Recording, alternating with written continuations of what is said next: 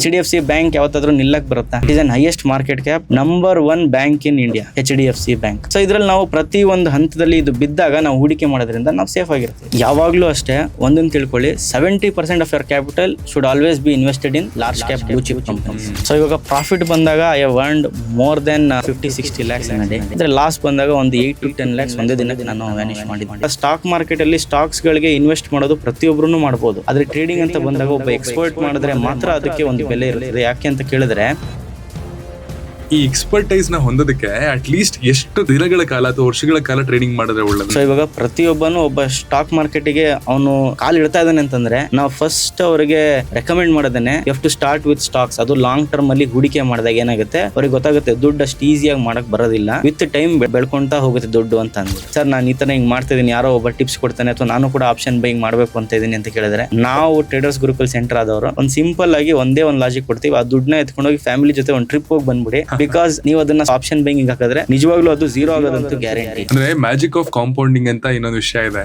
ಅದು ನೀವು ಕೇಳಿರ್ತೀರಾ.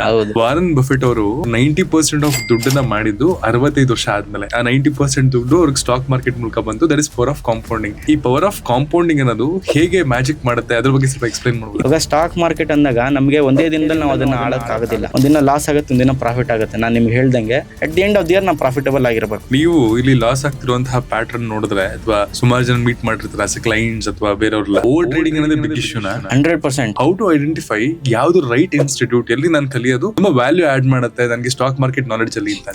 ಫಾರ್ಮಾ ಬೀಸ್ ಆಗ್ಲಿ, IT ಬೀಸ್ ಆಗ್ಲಿ, ನಿಫ್ಟಿ ಬೀಸ್ ಆಗ್ಲಿ, ಇದೆಲ್ಲ ನಿಮ್ಗೆ 300 ರೂಪಾಯಿ ಒಳಗಡೆನೆ ಸಿಗುತ್ತೆ. ಇದರೆಲ್ಲ ನಾವು ಇನ್ವೆಸ್ಟ್ ಮಾಡ್ಕೊಂಡು ಇದ್ರೆ ಸಾಕು. How share market is better than real estate ಅಥವಾ ಒಂದ್ ಮನೆ ಕಟ್ಟಿ ಬಾಡಿಗೆ ಕೊಡೋದು ಅಂತ ನಿಮ್ಗೆ ಅನ್ಸುತ್ತೆ? ಜನರಿಗೆ ಲಾಸೇ ಆಗ್ಬಾರ್ದು, ಪ್ರಾಫಿಟ್ ಆಗಬೇಕು. ಈ ಇಮೋಷನ್ಸ್ ನ ಮಧ್ಯಕ್ಕೆ ತಂದ್ರೆ ಸ್ಟಾಕ್ ಮಾರ್ಕೆಟ್ ಅದು ಟ್ರೇಡಿಂಗ್ ಅನ್ನೋ ಫೀಲ್ಡ್ ಅಲ್ಲಿ ಅವ್ರು ಸಾಧನೆ ಮಾಡಕ್ ಆಗೋದಿಲ್ಲ. ಇಲ್ಲಿ ಈಗ ಸಡನ್ ನೀವು ಹೇಳ್ದಂಗೆ 1 ವರ್ಷದಿಂದ ಬಿದ್ದಿದೆ ಅಂತಂದ್ರಲ್ಲ, ಇದು ವಾರಿಂದ ಆಗಿರುವಂತಹ impact and is it right time to invest ನಾವು? ಈ ಟ್ರಂಪಿನ ಉಚ್ಚಾಟದಿಂದ ಮಾರ್ಕೆಟ್ ವಿಪರೀತ ಕೆಳಗಡೆ ಬಿದ್ದಿದೆ. ಸೊ ಈ ಮೂಮೆಂಟ್ ಅಲ್ಲಿ if an investor is entering the stock market, ಅವ್ರು ಏನಾದ್ರು ಇನ್ವೆಸ್ಟ್ ಮಾಡ್ತಾರೆ ಅಂತ ಕೇಳಿದ್ರೆ ನಿಜವಾಗ್ಲೂ ಒಂದು ಔಟ್ಸ್ಟ್ಯಾಂಡಿಂಗ್ ರಿಟರ್ನ್ ಅವರು ಪಡ್ಕೊಳ್ಳೋದಕ್ಕೆ ಸಾಧ್ಯತೆಗಳಿರುತ್ತೆ ಇನ್ ನೆಕ್ಸ್ಟ್ 5 to 10 years.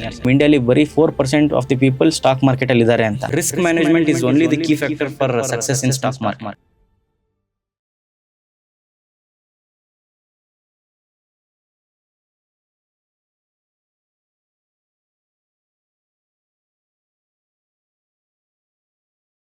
ಹಲೋ, ನಮಸ್ಕಾರ. ದುಡ್ಡು ಮಾಡಬೇಕು ಅಂತ ಯಾರಿಗೆ ತಾನೇ ಆಸೆ ಇರಲ್ಲ ಹೇಳಿ? ಆದರೆ ದುಡ್ಡು ಮಾಡಬೇಕು ಅಂತ ಅನ್ಕೊಂಡಾಗ ತಲೆಯಲ್ಲಿ ಮೂಡುವಂತಹ ಮೊದಲನೇ ಪ್ರಶ್ನೆ ಏನ್ ಮಾಡಬೇಕು ಅನ್ನೋದು. ಸ್ಟಾಕ್ ಮಾರ್ಕೆಟ್ ಮತ್ತು ಟ್ರೇಡಿಂಗ್ ಅಲ್ಲಿ ಎಕ್ಸ್ಪರ್ಟ್ ಆಗಿರುವಂತಹ ಗುರುಕುಲ್ ಟ್ರೇಡಿಂಗ್ ಅಕಾಡೆಮಿಯ ಫೌಂಡರ್ ಸೂರಜ್ ಮಹೇಶ್ ಅವರು ಇವತ್ತಿನ ಪಾಡ್ಕಾಸ್ಟ್ ಬಂದಿದ್ರು. ಬಿಗಿನರ್ಸ್ಗಳು ಟ್ರೇಡಿಂಗ್ ಅಲ್ಲಿ ಏನನ್ನ ಮಾಡಬೇಕು, ಏನನ್ನ ಮಾಡಬಾರ್ದು, ಜನರಲಿ ಯಾವ ಮಿಸ್ಟೇಕ್ಸ್ ಅನ್ನ ನಾವೆಲ್ಲರೂ ಮಾಡ್ತೀವಿ, ಇಂಟ್ರಾಡೇ ಅಂತಂದ್ರೆ ಏನು, ಲಾಂಗ್ ಟರ್ಮ್ ಟ್ರೇಡಿಂಗ್ ಅಂತ ಅಂದ್ರೆ ಏನು, ಯಾವುದನ್ನ ಶುರು ಮಾಡಿದ್ರೆ ಒಳ್ಳೇದು, ಯಾವುದನ್ನ ಅವಾಯ್ಡ್ ಮಾಡಿದ್ರೆ ಒಳ್ಳೇದು, ಮತ್ತು ಈ mid caps, small cap, blue chips ಅಂದ್ರೆ ಏನು, ಅವೆಲ್ಲ ಹೇಗೆ ವರ್ಕ್ ಆಗುತ್ತೆ ಸ್ಟಾಕ್ ಮಾರ್ಕೆಟ್ ಅಲ್ಲಿ, ಇವೆಲ್ಲದ್ರ ಬಗ್ಗೆ ಕಂಪ್ಲೀಟ್ ಆಗಿ ಮಾತಾಡಿದ್ದಾರೆ. ಬಿಗಿನರ್ಸ್ಗೆ ಈ ವಿಡಿಯೋ ಒಂಥರ ಕಂಪ್ಲೀಟ್ ಗೈಡ್ ಅಂತ ಹೇಳ್ಬೋದು. ಅಂಡ್ 90% ಇಂಡಿಯಾದಲ್ಲಿ ಸ್ಟಾಕ್ ಮಾರ್ಕೆಟ್ ಇಂದ ಲಾಸ್ ಯಾಕೆ ಮಾಡ್ಕೊಳ್ತಾ ಇದ್ದಾರೆ, 40% ವೆಸ್ಟರ್ನ್ ಪೀಪಲ್ ಯಾಕೆ ಸ್ಟಾಕ್ ಮಾರ್ಕೆಟ್ ಅಲ್ಲಿ ಇನ್ವೆಸ್ಟ್ ಮಾಡ್ತಾರೆ, ನಾವು ಇಂಡಿಯಾದಲ್ಲಿ ಯಾಕೆ ಇನ್ನು 2-3% ಇದೀವಿ, ಇದೆಲ್ಲದ್ರ ಬಗ್ಗೆ ಕಂಪ್ಲೀಟ್ ಆಗಿ ಮಾತಾಡಿದ್ದಾರೆ. ವಿಡಿಯೋ ಇಷ್ಟ ಆದ್ರೆ ವಿಡಿಯೋಗೆ ಒಂದು ಹೈಪ್ ಕೊಡಿ, ಆಗ ಸುಮಾರು ಜನಕ್ಕೆ ವಿಡಿಯೋ ತಲುಪುತ್ತೆ. ಇದು ಕಡೆಕ್ಟ್ ಟಾಕ್ಸ್, ಬರೀ ಕತೆ ಅಲ್ಲ, ಹೊಸ ಅಧ್ಯಾಯ. ಸೂರಜ್ ಮಹೇಶ್ ಅವರೇ, ವೆಲ್ಕಮ್ ಟು ಕಡೆಕ್ಟ್ ಟಾಕ್ಸ್. Thank you sir. ಹೇಗಿದ್ದೀರಾ? ನಾನು ಚೆನ್ನಾಗಿದ್ದೀನಿ ಸರ್, ನೀವು ಹೇಳಿ. ನಾನು ಸೂಪರ್ ಆಗಿದ್ದೀನಿ. ಅಂಡ್ ಈ ಸ್ಟಾಕ್ ಮಾರ್ಕೆಟ್ ಅದು ಟ್ರೇಡಿಂಗ್ ಅಂತ ಬಂದ ತಕ್ಷಣ ಒಂದು ರಾಮಾಯಣ ಮಹಾಭಾರತ ತರ ಒಬ್ಬೊಬ್ರು ಪರ್ಸ್ಪೆಕ್ಟಿವ್ ಅಲ್ಲಿ ಒಂದೊಂದು ಕತೆ ಹೇಳ್ತಾರೆ. ಯಾವ್ದು ಸತ್ಯ ಯಾವ್ದು ಸುಳ್ಳು ಅಂತ ತಿಳ್ಕೊಳ್ಳೋದೇ ಭಾರಿ ಕಷ್ಟ ಆಗ್ಬಿಡುತ್ತೆ. ಸ್ಟಾಕ್ ಮಾರ್ಕೆಟ್ ಅಂತ ವಿಷಯ ಬಂದಾಗ ನನಗೆ ಒಂದು ಅರಿವಿದೆ, ಓಕೆ ಇದು ಈ ತರ ವರ್ಕ್ ಆಗುತ್ತೆ, ಇದು ಲಾಜಿಸ್ಟಿಕ್ಸ್ ಈ ತರ ಇರ್ಬೋದೇನೋ ಅಂತ. ಹಾಗೆ ನನ್ನ ಫ್ರೆಂಡನ್ ಕೇಳಿದ್ರೆ ಅವ್ನು ಬೇರೆ ರೀತಿನೇ ಅದನ್ನ ವರ್ಣಿಸ್ತಾನೆ. ನೀವ್ ಹೇಳಿ, ಎಕ್ಸ್ಪರ್ಟ್ ಆಗಿರೋದ್ರಿಂದ ನಿಮ್ಮ ಪ್ರಕಾರ ಸ್ಟಾಕ್ ಮಾರ್ಕೆಟ್ ಅಂದ್ರೆ ಏನು, ಒಬ್ಬ ಸಿಂಪಲ್ ಮ್ಯಾನ್ಗೂ ಅರ್ಥ ಆಗುವಂತಹ ರೀತಿ? ಅಲ್ಲ, ನೀವು ಎಕ್ಸಾಕ್ಟ್ ಆಗಿ ಹೇಳಿದ್ರೆ, ಇವಾಗ ಸ್ಟಾಕ್ ಮಾರ್ಕೆಟ್ ಅಂದ ತಕ್ಷಣ ಜನರು ಅದನ್ನ ಒಂದು ನೆಗೆಟಿವ್ ಪರ್ಸ್ಪೆಕ್ಟಿವ್ ಅಲ್ಲಿ ನೋಡ್ತಾರೆ. ಇಟ್ ಇಸ್ ಗ್ಯಾಂಬ್ಲಿಂಗ್ ಅಥವಾ ಬೇರೆ ತರ ನೋಡ್ತಾರೆ. ಆದ್ರೆ ಸ್ಟಾಕ್ ಮಾರ್ಕೆಟ್ನ ಒಂದು ಒಳ್ಳೆ ರೀತಿಯಲ್ಲಿ ಉಪಯೋಗಿಸ್ಕೊಂಡ್ರೆ ಅದೊಂದು ತರಬೇತಿ, ಎಲ್ಲಿ ಒಂದು ಕಂಪನಿ ಲಿಸ್ಟ್ ಆಗಿ ಸ್ಟಾಕ್ ಎಕ್ಸ್ಚೇಂಜಸ್ ಅಲ್ಲಿ ಬರುತ್ತೆ.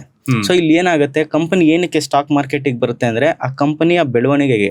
ಇವಾಗ ಡೈರೆಕ್ಟ್ ಆಗಿ ಅದು ಲೋನ್ ಇಸ್ಕೊಳಕ್ ಹೋದ್ರೆ ಬ್ಯಾಂಕ್ ಅಲ್ಲಿ ಏನಾಗ್ತದೆ ಅಂತ ಹೇಳಿದ್ರೆ ಇಂಟ್ರೆಸ್ಟ್ ರೇಟ್ ಜಾಸ್ತಿ ಬೀಳುತ್ತೆ.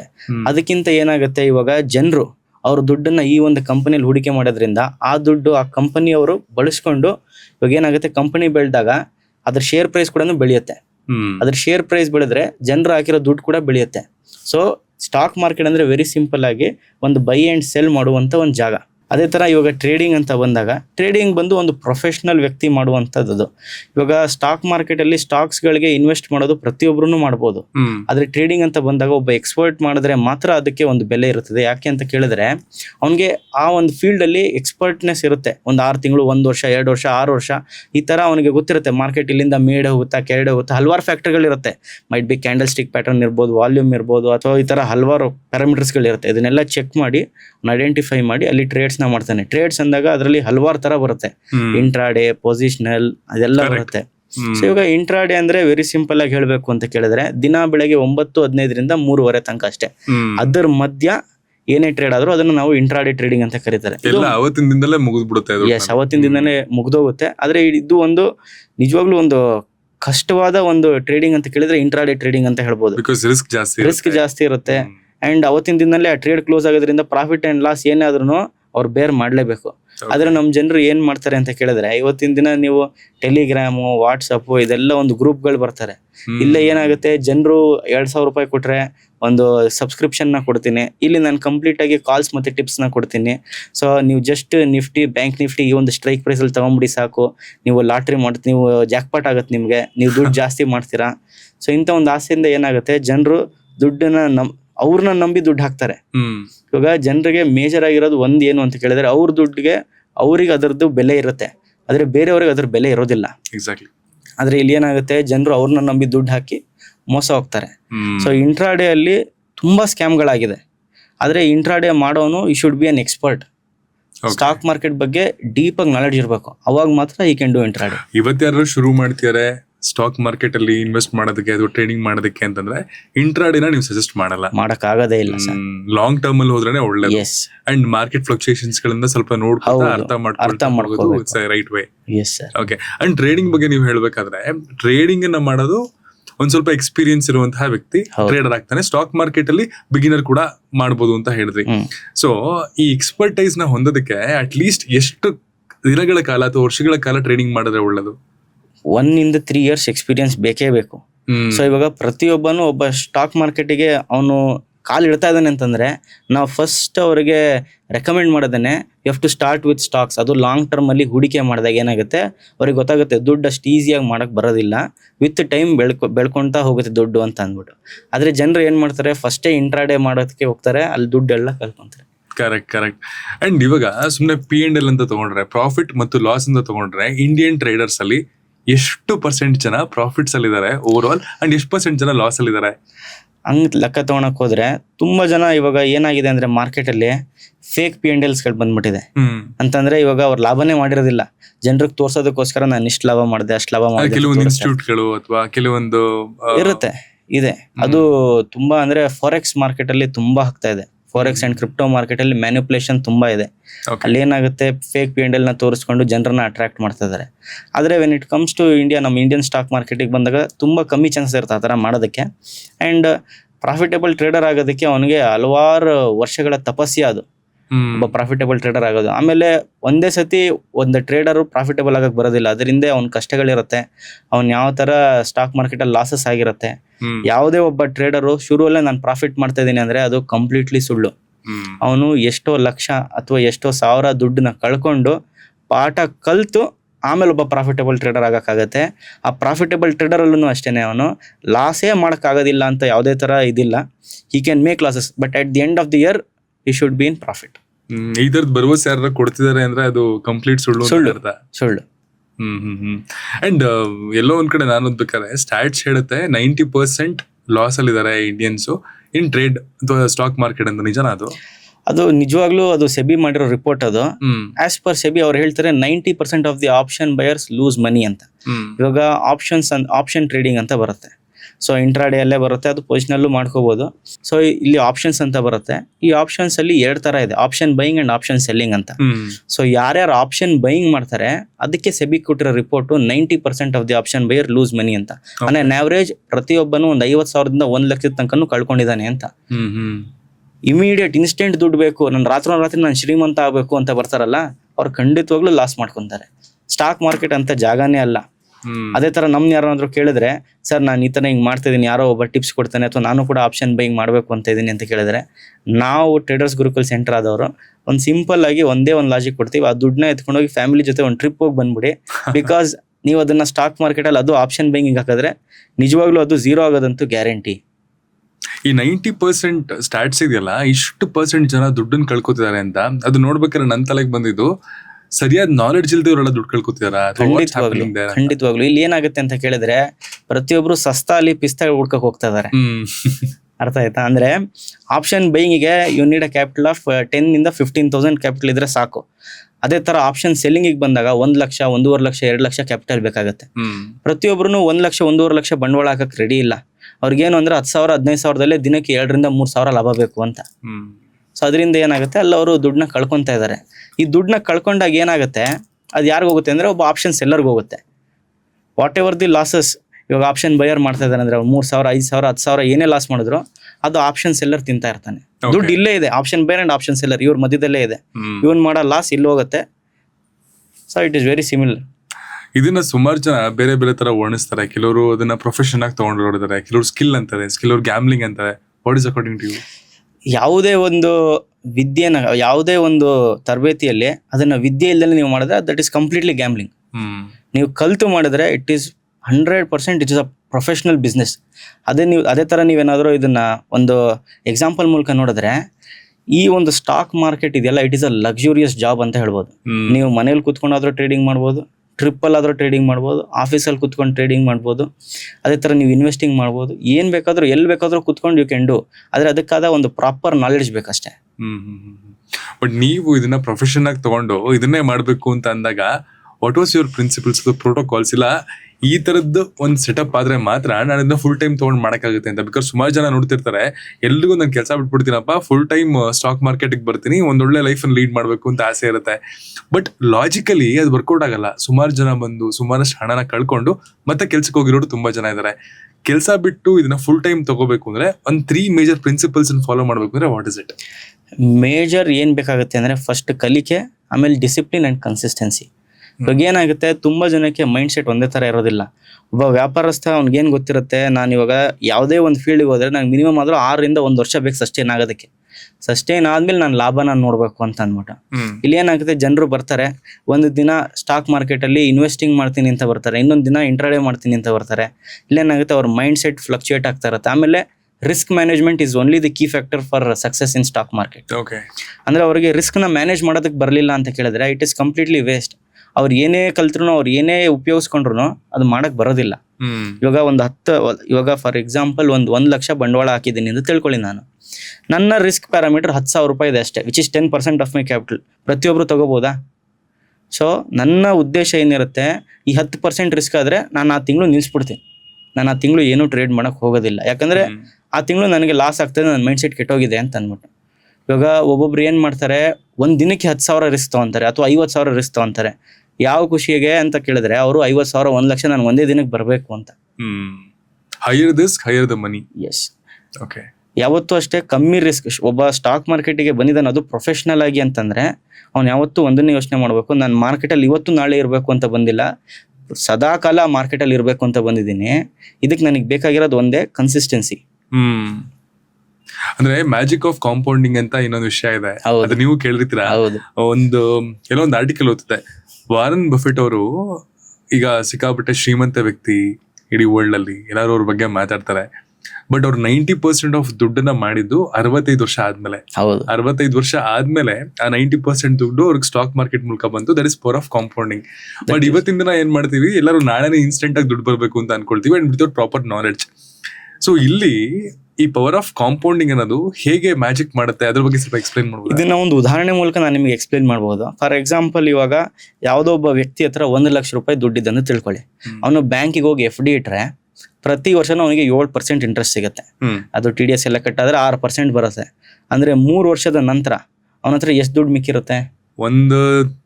ಒಂದು ವರ್ಷಕ್ಕೆ 7,000 ರೂಪಾಯಿ ಬಡ್ಡಿ ಲೆಕ್ಕ.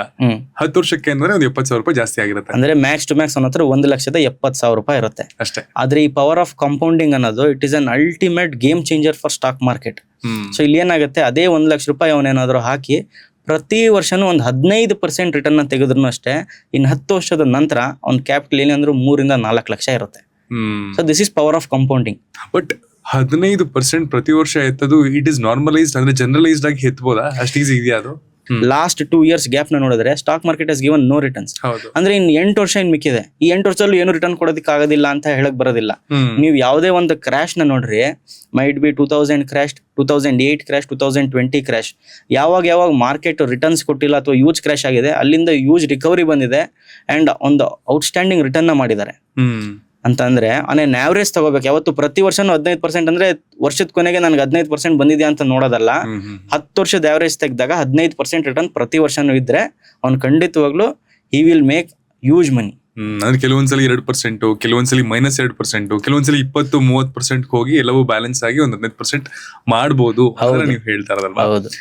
ಅಂಡ್ ಇಲ್ಲಿ ಈಗ ಸಡನ್ ಆಗಿ ನೀವು ಹೇಳ್ದಂಗೆ 1 ವರ್ಷದಿಂದ ಬಿದ್ದಿದೆ ಅಂತಂದ್ರಲ್ಲ, ಇದು ವಾರಿಂದ ಆಗಿರುವಂತಹ impact. And is it right time to invest ನಾವು? ಬಿಕಾಸ್ ಬಿದ್ದಿದೆ ಅಂತ ನೀವು ಹೇಳ್ತಿರೋದ್ರಿಂದ ಈಗ ಇನ್ವೆಸ್ಟ್ ಮಾಡಿದ್ರೆ ಅಥವಾ ಈಗ ಯಾರಾದ್ರೂ ಸ್ಟಾರ್ಟ್ ಮಾಡ್ಬೇಕು ಸ್ಟಾಕ್ ಮಾರ್ಕೆಟ್ ಅಂತ ಅನ್ಕೊಳ್ತಿದ್ರೆ ಅದು ರೈಟ್ ಟೈಮಾ? ಖಂಡಿತವಾಗ್ಲೂ it is the best time ಅಂತ ಕರಿಬಹುದು. ಈ ಟ್ರಂಪಿನ ಉಚ್ಚಾಟದಿಂದ ಮಾರ್ಕೆಟ್ ವಿಪರೀತ ಕೆಳಗಡೆ ಬಿದ್ದಿದೆ. ಸೊ ಈ ಮೂಮೆಂಟ್ ಅಲ್ಲಿ if an investor is entering the stock market, ಅವ್ರು ಏನಾದ್ರು ಇನ್ವೆಸ್ಟ್ ಮಾಡ್ತಾರೆ ಅಂತ ಕೇಳಿದ್ರೆ ನಿಜವಾಗ್ಲೂ ಒಂದು ಔಟ್ಸ್ಟ್ಯಾಂಡಿಂಗ್ ರಿಟರ್ನ್ ಅವರು ಪಡ್ಕೊಳೋದಕ್ಕೆ ಸಾಧ್ಯತೆಗಳಿರುತ್ತೆ ಇನ್ ನೆಕ್ಸ್ಟ್ 5 to 10 years ಅಲ್ಲಿ. ಅವ್ರು ಇವತ್ತು ಇನ್ವೆಸ್ಟ್ ಮಾಡಿ ಇನ್ 3-4 ವರ್ಷಕ್ಕೆ ಏಮ್ ಇಟ್ಕೊಂಡಿರ್ಬೇಕು ಮಿನಿಮಮ್ ಆದ್ರೂ. ಇವತ್ತು ಇನ್ವೆಸ್ಟ್ ಮಾಡಿ ಇನ್ನೊಂದು ತಿಂಗಳು, ಇನ್ನೊಂದು 2 ತಿಂಗಳು ಏಮ್ ಇಟ್ಕೋಬಾರ್ದು. ಈಗ ಒಂದು 3 ಕಾಮನ್ ಮಿಸ್ಟೇಕ್ಸ್ ಹೇಳಿ ನೀವು. ಹೊಸದಾಗಿ ಸ್ಟಾಕ್ ಮಾರ್ಕೆಟ್ ಸ್ಟಾರ್ಟ್ ಮಾಡ್ಬೇಕು ಅಂತ ಅನ್ಕೊಂಡ್ ಬರೋರು ಮಾಡಿ ಫೇಲ್ ಆಗಿ ಅಪ್ಪ ನಂಗೆ ಇದು ಬೇಡ ಅಂತ ವಾಪಸ್ ಹೊರಟೋಗ್ತಾರಲ್ಲ, ಈ 3 ಕಾಮನ್ ಮಿಸ್ಟೇಕ್ಸ್ ಏನ್ ಮಾಡ್ತೀರಾ ಅಂತ ಹೇಳಿ, ಸೊ ದಟ್ ನಾವು ನೋಡ್ತಿರುವಂತಹ ಪ್ರೇಕ್ಷಕರು ಅದನ್ನ ಮಾಡದೇ ಇರಲಿ ಅಂತ. ಫಸ್ಟ್ ಅವ್ರು ಏನ್ ಮಾಡ್ತಾರೆ ಅಂದ್ರೆ ಫಸ್ಟ್ ನನಗೆ ಯೂಜ್ ರಿಟರ್ನ್ ಬೇಕು ಅಂತ ಬರ್ತಾರೆ. ಸೆಕೆಂಡ್, ಡಿಸಿಪ್ಲಿನ್ ಅನ್ನೋದು ಇರೋದೇ ಇಲ್ಲ. ಥರ್ಡ್, ಬರೀ ಟಿಪ್ಸ್ ಅಂಡ್ ಕಾಲ್ಸ್ ತಗೊಂಡ್ ಮಾಡ್ತಾರೆ, ಏನು ಕಲಿಯೋದಿಲ್ಲ. Okay, it is the major thing. So tips and calls ಅಂತ ಹೇಳ್ತಿರಲ್ಲ, ಅದು ಪ್ರತಿ ಸಲಿನೂ ಬೇರೆಯವ್ರ ಮೇಲೆ ಡಿಪೆಂಡ್ ಆಗಿರ್ತೀವಲ್ವಾ? ಅಂದ್ರೆ ನಮ್ಗೆ ನಾಲೆಡ್ಜ್ ಇರಲ್ಲ. ಸೊ ನೀವೇನೋ ನಂಗೆ ಹೇಳ್ತಿದ್ದೀರಾ, ನಾನು ಅದ್ರ ಮೇಲೆ ಬೆಟ್ ಮಾಡ್ತಾ ಹೋಗ್ತಾ ಇದೀನಿ. ಬಟ್ ಲಾಂಗ್ ಟರ್ಮ್ ಅಲ್ಲಿ ಸಸ್ಟೈನ್ ಆಗಲ್ಲ ಅಲ್ವಾ? ಖಂಡಿತವಾಗ್ಲೂ ಸಸ್ಟೈನ್ ಆಗೋದೇ ಇಲ್ಲ. ಅಂದ್ರೆ ಇವಾಗ ಏನಾಗುತ್ತೆ ಅಂತ ಕೇಳಿದ್ರೆ, ಕಾರ್ ಓಡಿಸ್ತಾ ಇದ್ದೀನಿ ನಾನು, ನನ್ನ ಸ್ಟೇರಿಂಗು ಮತ್ತೆ ಗೇರ್ನ ಬೇರೆಯವ್ರ ಕೈಯಲ್ಲಿ ಕೊಟ್ಟಿದ್ದೀನಿ, ಅವ್ರನ್ನ ನಂಬ್ಕೊಂಡು ಕೂತಿದ್ದೀನಿ ಅಂತ. So it is very risky. ಇವಾಗ ಏನಾಗುತ್ತೆ ಅಂತ ಕೇಳಿದ್ರೆ, ನಾನು ಹೇಳ್ದನಲ್ಲ ಅವಾಗಲೇ, ನಾನು ಹೇಳ್ದಂಗೆ ನಿಮ್ಮ ದುಡ್ಡಿಗೆ ನಿಮಗೆ ಬೆಲೆ ಇರುತ್ತೆ, ಆದರೆ ಬೇರೆಯವರಿಗೆ ಅದರ ಬೆಲೆ ಇರೋದಿಲ್ಲ. ನೀವು ಕಷ್ಟಪಟ್ಟು ದುಡ್ದಿರ್ತೀರ, ಅದ್ರ ಬೆಲೆ ನಿಮಗೆ ಗೊತ್ತಿರುತ್ತೆ. ಇವಾಗ ನೀವು 1 ಲಕ್ಷ ಸ್ಟಾಕ್ ಮಾರ್ಕೆಟಲ್ಲಿ ಹೂಡಿಕೆ ಮಾಡ್ತಾ ಇದ್ದೀರಾ ಅಂದ್ರೂ ಆ 1 ಲಕ್ಷದ ಹಿಂದಗಡೆ ನೀವು ಅದನ್ನ ಎಷ್ಟು ಕಷ್ಟಪಟ್ಟು ದುಡ್ದು ಸ್ಟಾಕ್ ಮಾರ್ಕೆಟಲ್ಲಿ ಇನ್ವೆಸ್ಟ್ ಮಾಡ್ತಿದ್ದೀರಾ ಅನ್ನೋದು ಮುಖ್ಯ. ಸೊ ಇವಾಗ ಏನಾಗುತ್ತೆ, ಬೇರೆಯವ್ರು ಏನು ಮಾಡ್ತಾರೆ ಅಂತ ಕೇಳಿದ್ರೆ, ನಿಮ್ಮ ಹತ್ರ ಕಾಲ್ಸು ಮತ್ತು ಟಿಪ್ಸ್ ಕೊಡ್ತಾ ಇರ್ತಾರೆ. ನೀವೇನು ಮಾಡ್ತೀರೋ, ಒಂದಿನ ಲಾಭ ಬಂತಪ್ಪ, ಇನ್ನೊಂದು ದಿನ ನಾನು ವಾಪಸ್ ಅದನ್ನೇ ಇನ್ವೆಸ್ಟ್ ಮಾಡ್ತೀನಿ, ಇವಾಗ ಏನಾಗುತ್ತೆ ಜಾಸ್ತಿ ರಿಟರ್ನ್ ಬರುತ್ತೆ ಅನ್ನೋ ಉದ್ದೇಶದಿಂದ ಮಾಡ್ತೀರಾ. ಯಾವುದಾದ್ರೂ ಒಂದಿನ ಲಾಸ್ ಆಗಿದ ತಕ್ಷಣ ನಿಮ್ಮ ಮೈಂಡ್ ಸೆಟ್ ಹೆಂಗಾಗ್ಬಿಡುತ್ತೆ ಅಂತ ಕೇಳಿದ್ರೆ, ಇದು ಬರೀ ಲಾಸ್ ಆಗ್ತಿದಿಲ್ಲ. 90% ಜನರು ಮೇಜರ್ ಏನು ಮಾಡ್ತಾರೆ ಗೊತ್ತಾ, ಪ್ರಾಫಿಟ್ ಆಗಿದ್ದ ದಿನ ಯಾರು ಏನು ಕೇಳೋದಿಲ್ಲ, ಲಾಸ್ ಆಗಿದ್ದ ದಿನ ಬರ್ತಾರೆ. ಸರ್ ನನಗೆ ಲಾಸ್ ಆಗ್ಬಿಡ್ತು ಸರ್, ನೀವು ಹೇಳಿದ್ರಿ ಲಾಸ್ ಸ್ಟಾಕ್ ಮಾರ್ಕೆಟಲ್ಲಿ ಲಾಸೇ ಆಗಲ್ಲ, ನೀವು ಒಬ್ಬ ಪ್ರಾಫಿಟಬಲ್ ಟ್ರೇಡರ್ ಅಂತ ಅಂದ್ಬಿಟ್ಟು. ಮತ್ತೆ ಹೆಂಗ್ ಲಾಸ್ ಆಯ್ತು ಅಂತ. ಇವಾಗ ಸ್ಟಾಕ್ ಮಾರ್ಕೆಟ್ ಅಂದಾಗ ನಮಗೆ ಒಂದೇ ದಿನದಲ್ಲಿ ನಾವು ಅದನ್ನ ಆಳೋಕ್ಕಾಗೋದಿಲ್ಲ. ಒಂದಿನ ಲಾಸ್ ಆಗುತ್ತೆ, ಒಂದಿನ ಪ್ರಾಫಿಟ್ ಆಗುತ್ತೆ. ನಾನು ನಿಮ್ಗೆ ಹೇಳ್ದಂಗೆ at the end of the year ನಾವು ಪ್ರಾಫಿಟಬಲ್ ಆಗಿರ್ಬೇಕು. ಸೊ ಅದಕ್ಕೆ ಏನ್ ಮಾಡ್ಬೇಕು, ಅದನ್ನ ಮಾತ್ರ ಮಾಡ್ಬೇಕು. ಇವಾಗ ಜನರು ಲಾಸ್ ಆಗಿದ್ದನ್ನ ಓವರ್ ಟ್ರೇಡಿಂಗ್ ಮಾಡ್ತಾರೆ. ಅಂದ್ರೆ ಇವತ್ತು ಒಂದು ಟ್ರೇಡ್ ತಗೊಂಡಿರ್ತಾರೆ, ಇನ್ನೊಂದು ಟ್ರೇಡ್ ವಾಪಸ್, ಇವಾಗ ಫಸ್ಟ್ ಟ್ರೇಡ್ ತಗೊಂಡಿರ್ತಾರೆ, 1000 ರೂಪಾಯಿ ಲಾಭ ಆಗಿರುತ್ತೆ. ಸೆಕೆಂಡ್ ಟ್ರೇಡ್ ತಗೊಂತಾರೆ, ಅವ್ರ ಅದೃಷ್ಟಕ್ಕೆ ಇನ್ನೊಂದ್ಸತಿ 1000 ರೂಪಾಯಿ ಲಾಭ ಬಂದ್ಬಿಡ್ತು ಅಂತ ತಿಳ್ಕೊಳ್ಳಿ. ಏನ್ ಮಾಡ್ತಾರೆ, 2000 ರೂಪಾಯಿನ 4000 ರೂಪಾಯಿ ಮಾಡೋಣ ಅಂತ ಹೊಡ್ತಾರೆ. ಆ 4000 ರೂಪಾಯಿ ಮಾಡೋ ಉಚ್ಚಾಟದಲ್ಲಿ ವಾಪಸ್ 2000 ಕಳ್ಕೊಂಡ್ಬಿಡ್ತಾರೆ. ಇವಾಗ ಅವ್ರ ಮೈಂಡ್ ಸೆಟ್ ಏನ್ ಬಂತು, 2000 ಬಂದಿತ್ತು, ಇವಾಗ ನಾನು 2000 ನಂದು ಇವತ್ತಿನ ಲಾಸ್ ಹೋಗ್ಬಿಟ್ಟು, ನಂದು ಇವತ್ತಿನ ಪ್ರಾಫಿಟ್ ಹೋಗ್ಬಿಡ್ತು, ಹೆಂಗಾದ್ರೂ ಮಾಡಿ ವಾಪಸ್ ಆ 2000 ತರಿಸ್ಬಿಡೋಣ, ಈ ಉದ್ದೇಶದಿಂದ ವಾಪಸ್ ಬರ್ತಾರೆ. ಅಲ್ಲಿ ಒಂದು 10,000 ಲಾಸ್ ಆಗ್ಬಿಡುತ್ತೆ. ಆ 10,000 ಏನಾದ್ರೂ ಮಾಡಿ ರಿಕವರ್ ಮಾಡೋದನ್ನ 0 ಮಾಡೋಣ ಅಂತ ಬರ್ತಾರೆ. ಸೊ ಈ ತರ ಹಿಂಗ್ ಓವರ್ ಟ್ರೇಡಿಂಗ್ ಮಾಡಿದಾಗ ಖಂಡಿತವಾಗ್ಲೂ ಅವ್ರು ಲಾಸ್ ಮಾಡ್ಕೊಡೋದಂತೂ ಗ್ಯಾರಂಟಿ. ನೀವು ಇಲ್ಲಿ ಲಾಸ್ ಆಗ್ತಿರುವಂತಹ ಪ್ಯಾಟರ್ನ್ ನೋಡಿದ್ರೆ, ಅಥವಾ ಸುಮಾರು ಜನ ಮೀಟ್ ಮಾಡಿರ್ತಾರೆ ಆಸ್ ಎ ಕ್ಲೈಂಟ್ಸ್ ಅಥವಾ ಬೇರೆಯವ್ರಲ್ಲ, ಓವರ್ ಟ್ರೇಡಿಂಗ್ ಅನ್ನೋದೇ ಬಿಗ್ ಇಶ್ಯೂನಾ? 100%. ಓವರ್ ಟ್ರೇಡಿಂಗ್ ಒಂದಾಯ್ತು ಅಂತ ಕೇಳಿದ್ರೆ ಇನ್ನೊಂದು ಮೈಂಡ್ ಸೆಟ್ ಇರೋದಿಲ್ಲ. ಮೊನ್ನೆ ನಮ್ಮ ಇನ್ಸ್ಟಿಟ್ಯೂಟಿಗೆ ಒಬ್ಬ ವಿದ್ಯಾರ್ಥಿ ಬಂದಿದ್ದ, ಸ್ಟೂಡೆಂಟ್. ಸರ್ ವಿಡಿಯೋ ನೋಡಿದೆ, ಇನ್ಸ್ಟಾಗ್ರಾಮ್ ಯೂಟ್ಯೂಬ್ ಅಲ್ಲಿ ಹಲವಾರು ಎಷ್ಟೊಂದು ಜನ ಯೂಟ್ಯೂಬರ್ಸು ಎಲ್ಲರನ್ನೂ ಆಗ್ತಾ ಇದ್ರು. ಒಂದು 10,000 ರೂಪಾಯಿ ದುಡ್ಡನ್ನ ಹಾಕಿದ್ರೆ ಪ್ರತಿ ತಿಂಗಳು 1 ಲಕ್ಷ ಮಾಡ್ಬೋದಂತೆ.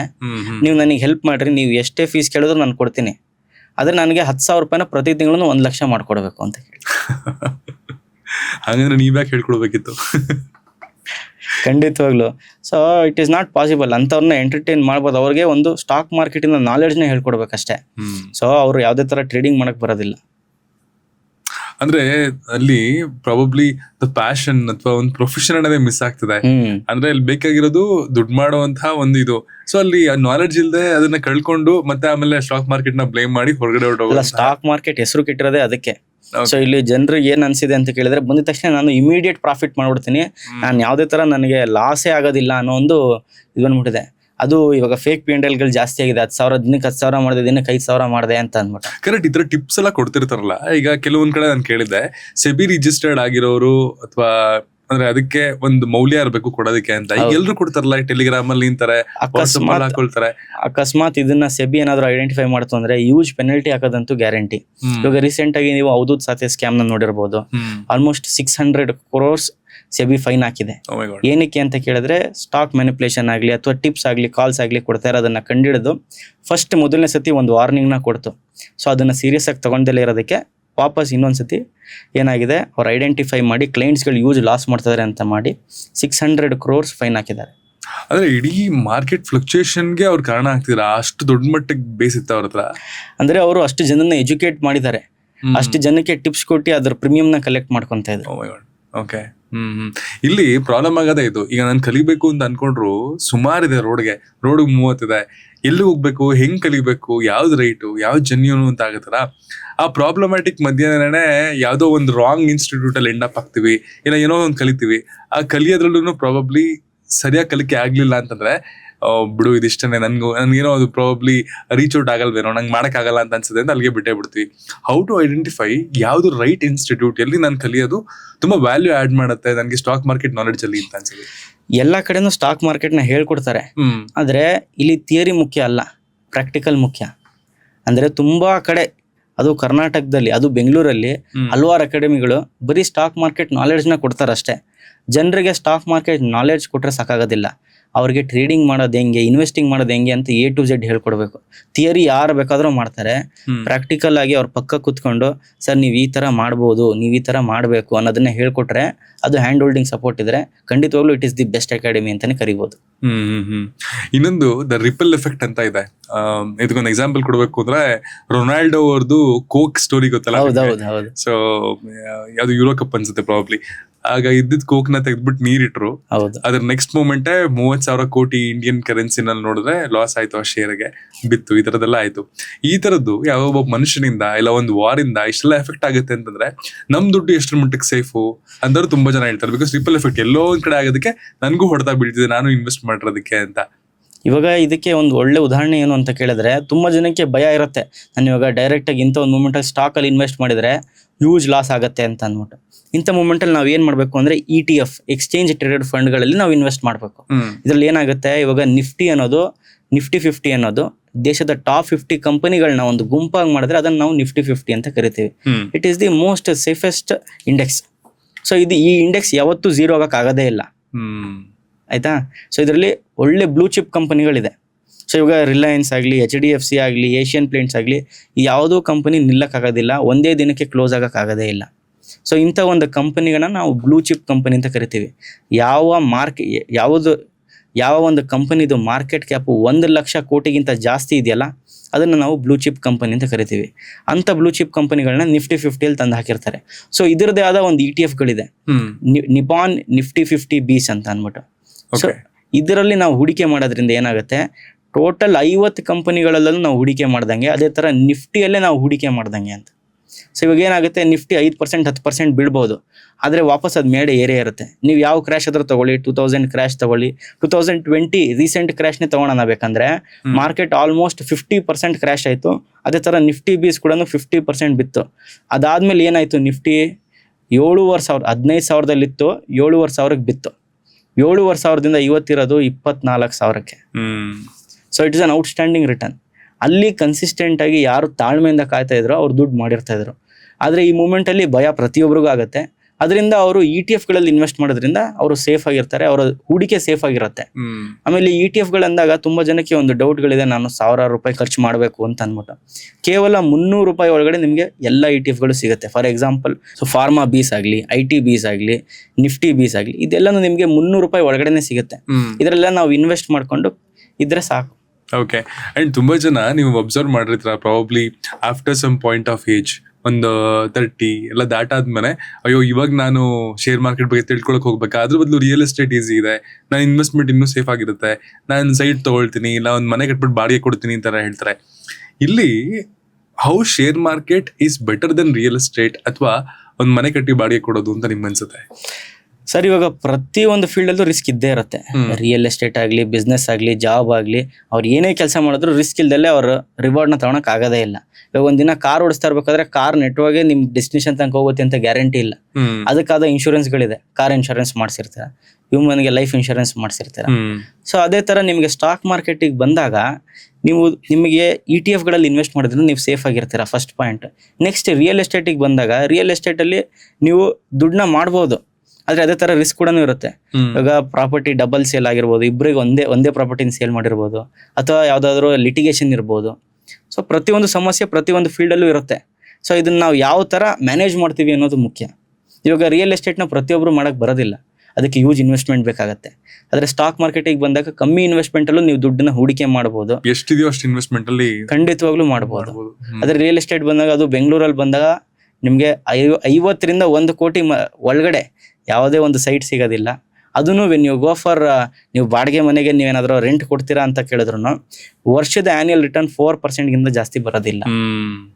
ಸೊ ಪ್ರಾಪರ್ಟಿ ಬೆಲೆ ಜಾಸ್ತಿ ಆಗ್ತಾ ಇರುತ್ತೆ, ಆದ್ರೆ ನಿಮ್ಗೆ ಈಲ್ಡ್ ತರ ಬರೋದು 4% ಅಷ್ಟೇ. ಆದ್ರೆ ಇದೇ ನೀವು ಸ್ಟಾಕ್ ಮಾರ್ಕೆಟ್ ಅಲ್ಲಿ ಇನ್ವೆಸ್ಟ್ ಮಾಡೋದ್ರಿಂದ ಒಳ್ಳೆ ಕಂಪನಿಗಳಿಗೆ, ಒಳ್ಳೆ ಡಿವಿಡೆಂಡ್ ಕೊಡೋ ಕಂಪನಿಗಳಲ್ಲಿ ನೀವು ಇನ್ವೆಸ್ಟ್ ಮಾಡಿದಾಗ ಏನಾಗುತ್ತೆ, ಡಿವಿಡೆಂಟ್ ನಿಮಗೆ 4% ಜಾಸ್ತಿ ಬರೋ ಸಾಧ್ಯತೆಗಳಿರುತ್ತೆ. ಸೊ ಈ ಒಂದು ಪವರ್ ಇದ್ದೇ ಇರುತ್ತೆ ಸ್ಟಾಕ್ ಮಾರ್ಕೆಟ್. ಇಷ್ಟೆಲ್ಲ ವಿಷಯ ಇದ್ರು ವೆಸ್ಟರ್ನ್ ಅವರು ನಮ್ಗಿಂತ ತುಂಬಾ ಮುಂದೆ ಇದಾರಲ್ಲ, 40% ಜನ ಅಟ್ ಲೀಸ್ಟ್ ಟ್ರೇಡ್ ಮಾಡ್ತಾರಲ್ಲ. ಬಟ್ ಇಲ್ಲಿನೂ ಯಾಕೆ 2-3% ಅಲ್ಲೇ ಓಡಾಡ್ತಾ ಇದ್ವಿ? ಇಷ್ಟು ದೊಡ್ಡ ಜನಸಂಖ್ಯೆ ಇದೆ, ಇಷ್ಟೆಲ್ಲ ಪರ್ಸೆಂಟೇಜ್ ಇಯರ್ ಆನ್ ಇಯರ್ ಬರುತ್ತೆ ಅಂತ ಗೊತ್ತಿದ್ರು ಅದಕ್ಕೆ ಯಾಕೆ ಇನ್ನೂ ಕಾಲಿಡೋದಕ್ಕೆ ಹೆದರ್ತೀವಿ? ಸರಿಯಾದ ಮಾಹಿತಿ ಕೊಡೋರಿಲ್ಲ ಫಸ್ಟ್. ಸೆಕೆಂಡ್, ನಮ್ಮ ಜನರು ತುಂಬಾ ಭಯ ಪಡ್ತಾರೆ. ಅದು ಸ್ಟಾಕ್ ಮಾರ್ಕೆಟ್ ಅಂದ ತಕ್ಷಣ ನನಗೆಲ್ಲೋ ದುಡ್ಡು ನಾನು ಕಳ್ಕೊಂಡ್ಬಿಟ್ರೆ ಈ ಒಂದು ಭಯದಲ್ಲಿ ಇರ್ತಾರೆ. ಸೊ ಅದನ್ನ ಕಲ್ತು ಮಾಡಿದ್ರೆ ನಾನು ದುಡ್ಡು ಕಳಿಯಲ್ಲ ಅನ್ನೋದು ನಂಬಿಕೆ ಜನರ ಹತ್ರ ಇಲ್ಲ. ಏನಾದ್ರೂ ಮಾಡ್ಬಿಟ್ರೆ ನಾನು ಕಳ್ಕೊಂಡ್ಬಿಡ್ತೀನಪ್ಪ, ಈ ಒಂದು ಮೈಂಡ್ ಸೆಟ್ ಅಲ್ಲಿ ಇದಾರೆ ಅವರು. ಸೊ ಅದೇ ತರ ನೀವು ಫಾರಿನ್ ಅಲ್ಲಿ ನೋಡಿದ್ರೆ 40% ಪೀಪಲ್ ಏನಕ್ಕೆ ಸ್ಟಾಕ್ ಮಾರ್ಕೆಟ್ ಅಲ್ಲಿ ಇದಾರೆ ಅಂದ್ರೆ ಅವ್ರಿಗೆ ಆ ನಂಬಿಕೆ ಇದೆ. And it is a growth ಎಕನಾಮಿಯಲ್ಲಿ ಡೆವಲಪ್ಡ್ ಕಂಟ್ರಿ ಅದು, ಯಾವುದು US. ಆದ್ರೆ ನಮ್ಮ ಇಂಡಿಯಾಗೆ ಬಂದಾಗ ಇಟ್ ಇಸ್ ಡೆವಲಪಿಂಗ್ ಕಂಟ್ರಿ. ಇಲ್ಲಿ ಏನಾಗುತ್ತೆ, ನಾವು ರಿಟರ್ನ್ಸ್ ನಾವು ಜಾಸ್ತಿ ಎಕ್ಸ್ಪೆಕ್ಟ್ ಮಾಡ್ಬೋದು, ಯಾಕಂದ್ರೆ ನಮ್ದು ಬೆಳೀತಾ ಇರೋ ಎಕಾನಮಿ. ಇವಾಗ ಪ್ರತಿಯೊಬ್ರು ಅಷ್ಟೇ ನಮ್ಮ ಇಂಡಿಯನ್ ಸ್ಟಾಕ್ ಮಾರ್ಕೆಟ್ ಅಲ್ಲಿ ದುಡ್ಡನ್ನ ಹೂಡಿಕೆ ಮಾಡೋದ್ರಿಂದ ನಮ್ಮ ಎಕಾನಮಿ ಎಷ್ಟು ಬೇಗ ಬೆಳೆಯುತ್ತೆ, ಅದೇ ತರ ಅವ್ರ ದುಡ್ಡು ಕೂಡ ಬೆಳೆಯುತ್ತೆ. ಇದನ್ನ ಜನರು ಐಡೆಂಟಿಫೈ ಮಾಡ್ತಾ ಇಲ್ಲ. ಮೇಜರ್ ಸಮಸ್ಯೆ ನಮ್ಮ ಜನರದ್ದು ಏನು ಅಂತ ಕೇಳಿದ್ರೆ, ಮಾರ್ಕೆಟ್ ಬಿದ್ದಾಗ ಯಾರು ಇನ್ವೆಸ್ಟ್ ಮಾಡೋದಕ್ಕೆ ರೆಡಿ ಇರಲ್ಲ. ಯಾಕಂದ್ರೆ ಎಲ್ಲ ಕಡೆನೂ ಮಾರ್ಕೆಟ್ ಇನ್ನೂ ಬೀಳುತ್ತೆ ಅಂತ ಹಾಕ್ತಾ ಇರ್ತಾರೆ. ಯಾವಾಗ ಮಾರ್ಕೆಟ್ ಆಲ್ ಟೈಮ್ ಹೈ ಮುಟ್ಟುತ್ತಲ್ಲ ಅವಾಗ ಬರ್ತಾರೆ, ಸರ್ ನಾನು ಇನ್ವೆಸ್ಟ್ ಮಾಡಬೇಕಿತ್ತು ಸರ್ ಅಂತ ಅಂದ್ಬಿಟ್ಟು. ಇದೇ ಒಂದು ಗ್ರೂಪ್ ಆಫ್ ಪೀಪಲ್ನ ನಾನು ಮೀಟ್ ಮಾಡಿದೆ ನಮ್ಮ ಇನ್ಸ್ಟಿಟ್ಯೂಟ್ ಅಲ್ಲಿ. 2020 ಕ್ರ್ಯಾಶ್ ಅಲ್ಲಿ ಯಾವುದೋ ಒಂದು XYZ ಸ್ಟಾಕು ₹50 ಇತ್ತು. ಇವತ್ತಿನ ದಿನ ಅದೇ ಸ್ಟಾಕು 1150 ಹೈ ಮಾಡಿದೆ. ಇವಾಗ ಯೋಚನೆ ಮಾಡಿ, ಇಂಥ ಒಂದು ಕ್ರ್ಯಾಶ್ ಅಲ್ಲಿ ಅಕಸ್ಮಾತ್ ಅವ್ರು ಇನ್ವೆಸ್ಟ್ ಮಾಡಿರ್ಲಿಲ್ಲ ಅಂತ ಕೇಳಿದ್ರೆ ಅವರು ಲಾಸ್ ಆಗ್ತಾ ಪ್ರಾಫಿಟ್ ಆಗ್ತಾ ಇತ್ತ? ಅವ್ರ ಹೂಡಿಕೆ ಇತ್ತು, ಆದ್ರೆ ಭಯದಿಂದ ಅವರು ಇನ್ವೆಸ್ಟ್ ಮಾಡ್ಲಿಲ್ಲ. ಇವತ್ತಿನ ದಿನ 1150 ಹೋದಾದ್ಮೇಲೆ ಅವರು ಇಷ್ಟು ನಾನು ಇನ್ವೆಸ್ಟ್ ಮಾಡಿದ್ರೆ ಇಷ್ಟು ದುಡ್ಡು ಬಂದ್ಬಿಡೋದು, ಬರೀ ಒಂದು ಕನ್ಸಲ್ಲೇ ಇರ್ತಾರ ಅವ್ರು ನಿಜವಾಗ್ಲೂ ಆ ಮೂಮೆಂಟ್ ಅಲ್ಲಿ ರಿಸ್ಕ್ ನ ತಗೊಂಡ್ರೆ ಮಾತ್ರ ಅವ್ರು ದುಡ್ಡು ಮಾಡಕ್ ಆಗತ್ತೆ. ಇದನ್ನ ಹರ್ಡ್ ಮೆಂಟಾಲಿಟಿ ಎಫೆಕ್ಟ್ ಅಂತ ಖಂಡಿತವಾಗ್ಲು. ಒಂದಷ್ಟು ಕುರಿಗಳು ಹೋಗ್ತಾ ಇದ್ರೆ, ಒಂದ್ ಕುರಿ ಕೆಳಗಡೆ ಹೋಗಿದ್ರೆ ಎಲ್ಲಾ ಕುರಿಗಳು ಅಲ್ಲಿ ಬೀಳುತ್ತೆ. ಅಂಡ್ ಕುದುರೆನೂ ಹಂಗೆ, ಅಂದ್ರೆ ಓಡೋ ಕುದುರೆಗೆ ಮಾತ್ರ ಬೆಲೆ ಅಂತ ಎಲ್ಲರೂ ಅದರಿಂದ ಓಡ್ತಾನೆ ಇರ್ತಾರೆ. ಅದ್ ಬಿಟ್ಟು ಲೈಕ್ ಪ್ರಾಬಬ್ಲಿ ಬೀಳ್ತಿದೆ ಅಂತ ಅಂದಾಗ ಅಥವಾ ಏರ್ತಿದೆ ಅಂತ ಅಂದಾಗ, what is the right thing to do in share market? So ಇವಾಗ ಬೀಳ್ತಿದೆ ಅಂದಾಗ ಅದು ಬೀಳೋ ತನಕ ಕಾಯ್ಬೇಕು. ಸೊ ಇಲ್ಲ ಅಂತ ಕೇಳಿದ್ರೆ ಅಲ್ಲಿ ಆವರೇಜಿಂಗ್ ಟೆಕ್ನಿಕ್ ಅಂತ ಬರುತ್ತೆ. ಅಂದ್ರೆ ಹಂತವಾಗಿ ದುಡ್ಡನ್ನ ಹೂಡಿಕೆ ಮಾಡ್ತಾ ಬರ್ತಾ ಇರ್ಬೇಕು. ಇವಾಗ ರೀಸೆಂಟ್ ಆಗಿ ಒಂದು 4 months ಬ್ಯಾಕ್ ಬಂದಿರೋ ಕ್ರ್ಯಾಶ್ ನ ತಗೊಳ್ರಿ, ಆಲ್ಮೋಸ್ಟ್ 20% ಇಂಡೆಕ್ಸ್ ಗಳು ಬಿದ್ದಿದೆ. ಹೌದು. ಅಲ್ವಾ? ಇವಾಗ ಏನ್ ಮಾಡ್ಬೇಕು, ಅಕಸ್ಮಾತ್ ಒಬ್ಬ ಇನ್ವೆಸ್ಟರ್ ಟಾಪ್ ಅಲ್ಲಿ ಇನ್ವೆಸ್ಟ್ ಮಾಡಿದ್ರು ಚಿಂತೆ ಇರ್ತಾ ಇರ್ಲಿಲ್ಲ. ಅವನ ಹತ್ರ 1 ಲಕ್ಷ ಹೂಡಿಕೆ ಇದ್ರು ಪ್ರತಿ ಒಂದು ಹಂತಕ್ಕೂ 20 ಸಾವಿರನ ಅವನು ಹೂಡಿಕೆ ಮಾಡ್ತಾ ಬಂತಾ ಇದ್ರೆ ಅವ್ನು ಇವತ್ತಿಗೂ ಅವ್ನಿಗೇನು ಮೇಜರ್ ಲಾಸ್ ಆಗ್ತಾ ಇರಲಿಲ್ಲ. ಮಾರ್ಕೆಟ್ ಒಂದ್ ಸ್ವಲ್ಪ ಮೇಡ್ ಇದ್ದ ತಕ್ಷಣ ಅವ್ನಿಗೆ ಔಟ್ಸ್ಟ್ಯಾಂಡಿಂಗ್ ರಿಟರ್ನ್ ಬಂದಿರೋದು. ಅಂದ್ರೆ ಇಲ್ಲಿ ಮೇಜರ್ ಇರೋದು ಒಂದೇ ಸತಿ ಅವ್ರ ದುಡ್ಡನ್ನ ಕಂಪ್ಲೀಟ್ ಆಗಿ ಹೂಡಿಕೆ ಮಾಡೋದ್ರಿಂದ ಇಟ್ ಇಸ್ ಅ ರಿಸ್ಕ್. ಅವ್ರು ಹಂತವಾಗಿ ಇನ್ವೆಸ್ಟ್ ಮಾಡ್ತಾ ಬರ್ತಾ ಇರಬೇಕು.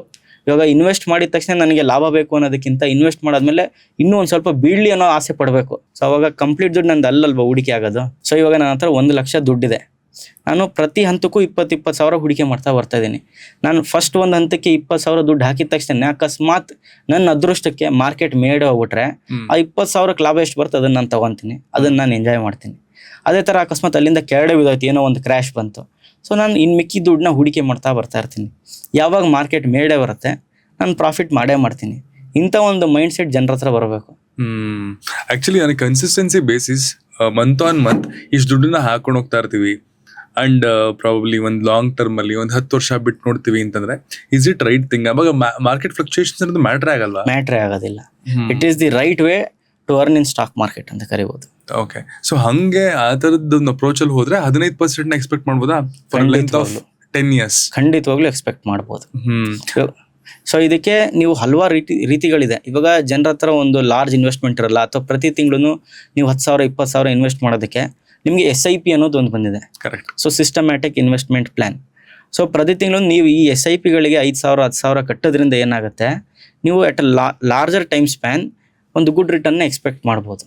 ಬಟ್ ನೀವೇನ್ ಸಜೆಸ್ಟ್ ಮಾಡ್ತೀರಾ ಜನರಲಿ? ಯಾರ ಬಿಗಿನರ್ ಬರ್ತಾರೆ, ನನ್ನ ಹತ್ರ ಒಂದು ಸ್ಮಾಲ್ ಅಮೌಂಟ್ ಆಫ್ ಮನಿ ಇದೆ, ನಾನು ಈಗ ಇದನ್ನ ಒಂದು ಪ್ಯಾಸಿವ್ ಇನ್ಕಮ್ ತರ, ಒಂದು ಪ್ಯಾಸಿವ್ ಕೆರಿಯರ್ ತರ ನೋಡ್ಕೊಂಡು ಹೋಗ್ತೀನಿ ಅಂತ ಅನ್ನೋರಿಗೆ ಮ್ಯೂಚುವಲ್ ಫಂಡ್ ಅನ್ನು ರೆಫರ್ ಮಾಡ್ತೀರಾ ಅಥವಾ ಸ್ಟಾಕ್ ಮಾರ್ಕೆಟ್ ಅಲ್ಲಿ ನೀನು ಟ್ರೇಡ್ ಮಾಡಪ್ಪ ಅಂತ ರೆಫರ್ ಮಾಡ್ತೀರಾ? ಯಾವತ್ತೂ ಫಸ್ಟ್ ನಾವು ಟ್ರೇಡಿಂಗ್ ರೆಕಮೆಂಡ್ ಮಾಡೋದಿಲ್ಲ. Because it is an expert game. ಯಾವಾಗ ಅವರು ಸ್ಟಾಕ್ ಮಾರ್ಕೆಟ್ ನೀಟಾಗಿ ಕಲಿತಾರೆ ಅವಾಗ ಮಾತ್ರ ಮಾಡೋಕ್ಕಾಗತ್ತೆ. ಸೊ ಇವಾಗ first we insist them for SIP or mutual fund. So ಇಲ್ಲಿ ಏನಾಗುತ್ತೆ, ಒಬ್ಬ ಫಂಡ್ ಮ್ಯಾನೇಜರ್ ಇರ್ತಾನೆ, ಕಂಪ್ಲೀಟಾಗಿ ಅವ್ರ ಫಂಡ್ಸ್ನ ಮ್ಯಾನೇಜ್ ಮಾಡ್ಕೊಂಡು ಒಂದು ಅಸೆಟಲ್ಲಿ ಇನ್ವೆಸ್ಟ್ ಮಾಡ್ಕೊತಾ ಬರ್ತಾ ಇರ್ತಾನೆ. ಇವಾಗ ಮಾರ್ಕೆಟ್ ಬೀಳಬೇಕಾದ್ರೆ ಡೆಪ್ಟಿಗೆ ಜಾಸ್ತಿ ಆಗ್ತಾನೆ, ಸೊ ಫಿಕ್ಸ್ಡ್ ರಿಟರ್ನ್ಸ್ ಬರುತ್ತೆ ಡೆಪ್ಟಲ್ಲಿ. ಸೊ ಆ ಥರ ಇನ್ಸ್ಟ್ರೂಮೆಂಟ್ಗಳು ಇನ್ವೆಸ್ಟ್ ಮಾಡ್ಕೊಂಡು ಬರ್ತಾ ಇದ್ದಾಗ ವರ್ಸ್ಟ್ ಅಂದ್ರೂ ಅವ್ರ ಹೂಡಿಕೆ ಸೇಫ್ ಆಗಿರುತ್ತೆ, ಮಾರ್ಕೆಟ್ ಎಷ್ಟೇ ಕ್ರ್ಯಾಶ್ ಆದ್ರೂ. ಫಸ್ಟ್ ನಾವು ಏನು ಕಲಿಬೇಕು ಅಂತ ಕೇಳಿದ್ರೆ, ನಾವು ಹಾಕಿರೋ ದುಡ್ಡು ಸೇಫ್ ಆಗಿರೋದ್ರೆ ನಾವು ಮುಂದೆ ದುಡ್ಡನ್ನ ಮಾಡ್ಬೋದು. ನಾವು ಹಾಕಿರೋ ದುಡ್ಡೇ ಸೇಫ್ ಆಗಿಲ್ಲ ಅಂತ ಕೇಳಿದ್ರೆ ಇನ್ನು ದುಡ್ಡು ಮಾಡಿ ಇನ್ನೇನು ಉಪಯೋಗ? ಇಲ್ಲಿ ಆಕ್ಚುಲಿ ಎಮೋಷನ್ಸ್ ತುಂಬಾ ವರ್ಕ್ ಆಗುತ್ತಲ್ಲ, ಬ್ಯಾಡ್ ಸ್ಟ್ರಾಟಜೀಸ್. ಕೆಟ್ಟದಾಗಿ ಯೋಚನೆ ಮಾಡಿದೀವಿ, ಒಂದ್ ಕೆಟ್ಟ ಸ್ಟ್ರಾಟಜಿ ಮಾಡಿದೀವಿ ಅನ್ನಕ್ಕಿಂತ ನಮ್ಮ ಎಮೋಷನ್ಸ್ ಯಾವಾಗ ತೆಗಿಬೇಕು, ಯಾವಾಗ ಹಾಕ್ಬೇಕು, ಅಥವಾ ನೀವ್ ಆಗ್ಲೇ ಹೇಳಿದ್ರಿ ಅಂದ್ರೆ ಓವರ್ ಟ್ರೇಡ್ ಮಾಡ್ಬಿಡ್ತೀವಿ ಕೆಲವೊಂದ್ಸಲಿ. ಈ ಎಮೋಷನ್ಸ್ ಇಂಡಿಯನ್ಸ್ ಅಲ್ಲಿ ನಮ್ಮ ಪ್ಯಾಟರ್ನ್ ಅಲ್ಲಿ ತುಂಬಾ ಕಾಣುತ್ತಲ್ವಾ ಕಂಪೇರ್ ಟು ವೆಸ್ಟರ್ನ್? ಹೌದು, ತುಂಬಾ ಎಮೋಷನ್ಸ್ ನ ಅವರು ಈ ಫೀಲ್ಡ್ ತಂದ್ಬಿಡ್ತಾರೆ. ಜನರಿಗೆ ಲಾಸೇ ಆಗ್ಬಾರ್ದು, ಪ್ರಾಫಿಟ್ ಆಗ್ಬೇಕು. ಈ ಇಮೋಷನ್ಸ್ ನ ಮಧ್ಯಕ್ಕೆ ತಂದ್ರೆ ಸ್ಟಾಕ್ ಮಾರ್ಕೆಟ್, ಅದು ಟ್ರೇಡಿಂಗ್ ಅನ್ನೋ ಫೀಲ್ಡ್ ಅಲ್ಲಿ ಅವ್ರು ಸಾಧನೆ ಮಾಡಕ್ ಆಗೋದಿಲ್ಲ. ಇವತ್ತು ಅಕಸ್ಮಾತ್ ನಿಮ್ಮ ಹತ್ರ ಇಂದ 1,000 ರೂಪಾಯಿ ಲಾಸ್ ಆಗಿದೆ ಅಂತ ಕೇಳಿದ್ರೆ, ನಾಳೆ ದಿನ ನಾನು ಈ 1,000 ರೂಪಾಯಿನ ರಿಕವರ್ ಮಾಡ್ಬೇಕು ಅಂತ ಬರಬಾರ್ದು. ನಾನು ಈ ದುಡ್ಡನ್ನ, ಇನ್ ಮಿಕ್ಕಿರೋ ದುಡ್ಡನ್ನ ಬೆಳ್ಸಕ್ ಬರ್ಬೇಕು. ಅವಾಗ ನಾನು 1,000 ರೂಪಾಯಿನ ರಿಕವರ್ ಮಾಡಕ್ಕಾಗತ್ತೆ. ಇವತ್ತು ನನ್ನ ಹತ್ರ 1,000 ರೂಪಾಯಿ ಲಾಸ್ ಆಗಿದೆ ಅಂದ್ರೆ ನಾಳೆ ಬೆಳಗ್ಗೆ ನಾನು ಈ 1,000 ರೂಪಾಯಿನ ರಿಕವರ್ ಮಾಡಬೇಕು ಅಂತ ಬಂದಾಗ ಮೈಂಡ್ ಸೆಟ್ ಇಶ್ಯೂ ಬರುತ್ತೆ, ಇಮೋಷನ್ಸ್ ಅಡ್ಡ ಬರುತ್ತೆ. ನೀವು ಬರೀ ಪ್ರಾಫಿಟ್ ಮಾಡಬೇಕು ಅಂತ ಬರ್ತೀರಾ, ಅಲ್ಲಿ ಕಂಪ್ಲೀಟ್ ಕ್ಯಾಪಿಟಲ್ ವ್ಯಾನಿಷ್ ಆಗುತ್ತೆ. ಸ್ಟಾಕ್ ಮಾರ್ಕೆಟ್ ಹೆಂಗ್ ಟ್ರೀಟ್ ಮಾಡಬೇಕು? ಭಯಾನ, ದುರಾಸನ, ಯಾವ್ದು ನಮ್ ಬಿಗ್ಗೆಸ್ಟ್ ಎನಿಮಿ ನಿಮ್ ಪ್ರಕಾರ? ಎರಡೂನು ಅಂತ ಕರಿಬಹುದು. ಮೋಸ್ಟ್ ಆಫ್ ದೆಮ್ ಈ ದುಡ್ಡು ಕಳ್ಕೊಳ್ಳೋದು ಭಯದಿಂದನ ಅಥವಾ ದುರಾಸೆಯಿಂದನ? ದುರಾಸೆ. ಭಯ ಪ್ರತಿಯೊಬ್ಬರಿಗೂ ಇದ್ದೇ ಇರುತ್ತೆ ದುಡ್ಡಿನ ಮೇಲೆ. ಸೊ ಆದ್ರೆ ದುರಾಸೆ ಜಾಸ್ತಿ ಆಗ್ಬಿಡುತ್ತೆ.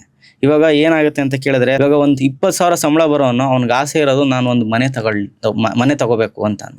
ಇದಕ್ಕೆ ಏನ್ ಮಾಡ್ತಾನೆ, ಎಲ್ಲೋ ಒಂದ್ ಕಡೆ ಪ್ರಾಫಿಟ್ ಲಾಸ್ ನ ನೋಡಿರ್ತಾನೆ, ಸ್ಟಾಕ್ ಮಾರ್ಕೆಟಿಗೆ ಬರ್ತಾನೆ, ಇಲ್ಲಿ ಅವ್ನ ದುಡ್ಡನ್ನ ಹಾಕ್ತಾನೆ. ಅವ್ನ ಆಸೆ ಇರೋದೇನು, ನಮ್ಮ ಮನೆ ಕಟ್ಟಬೇಕು.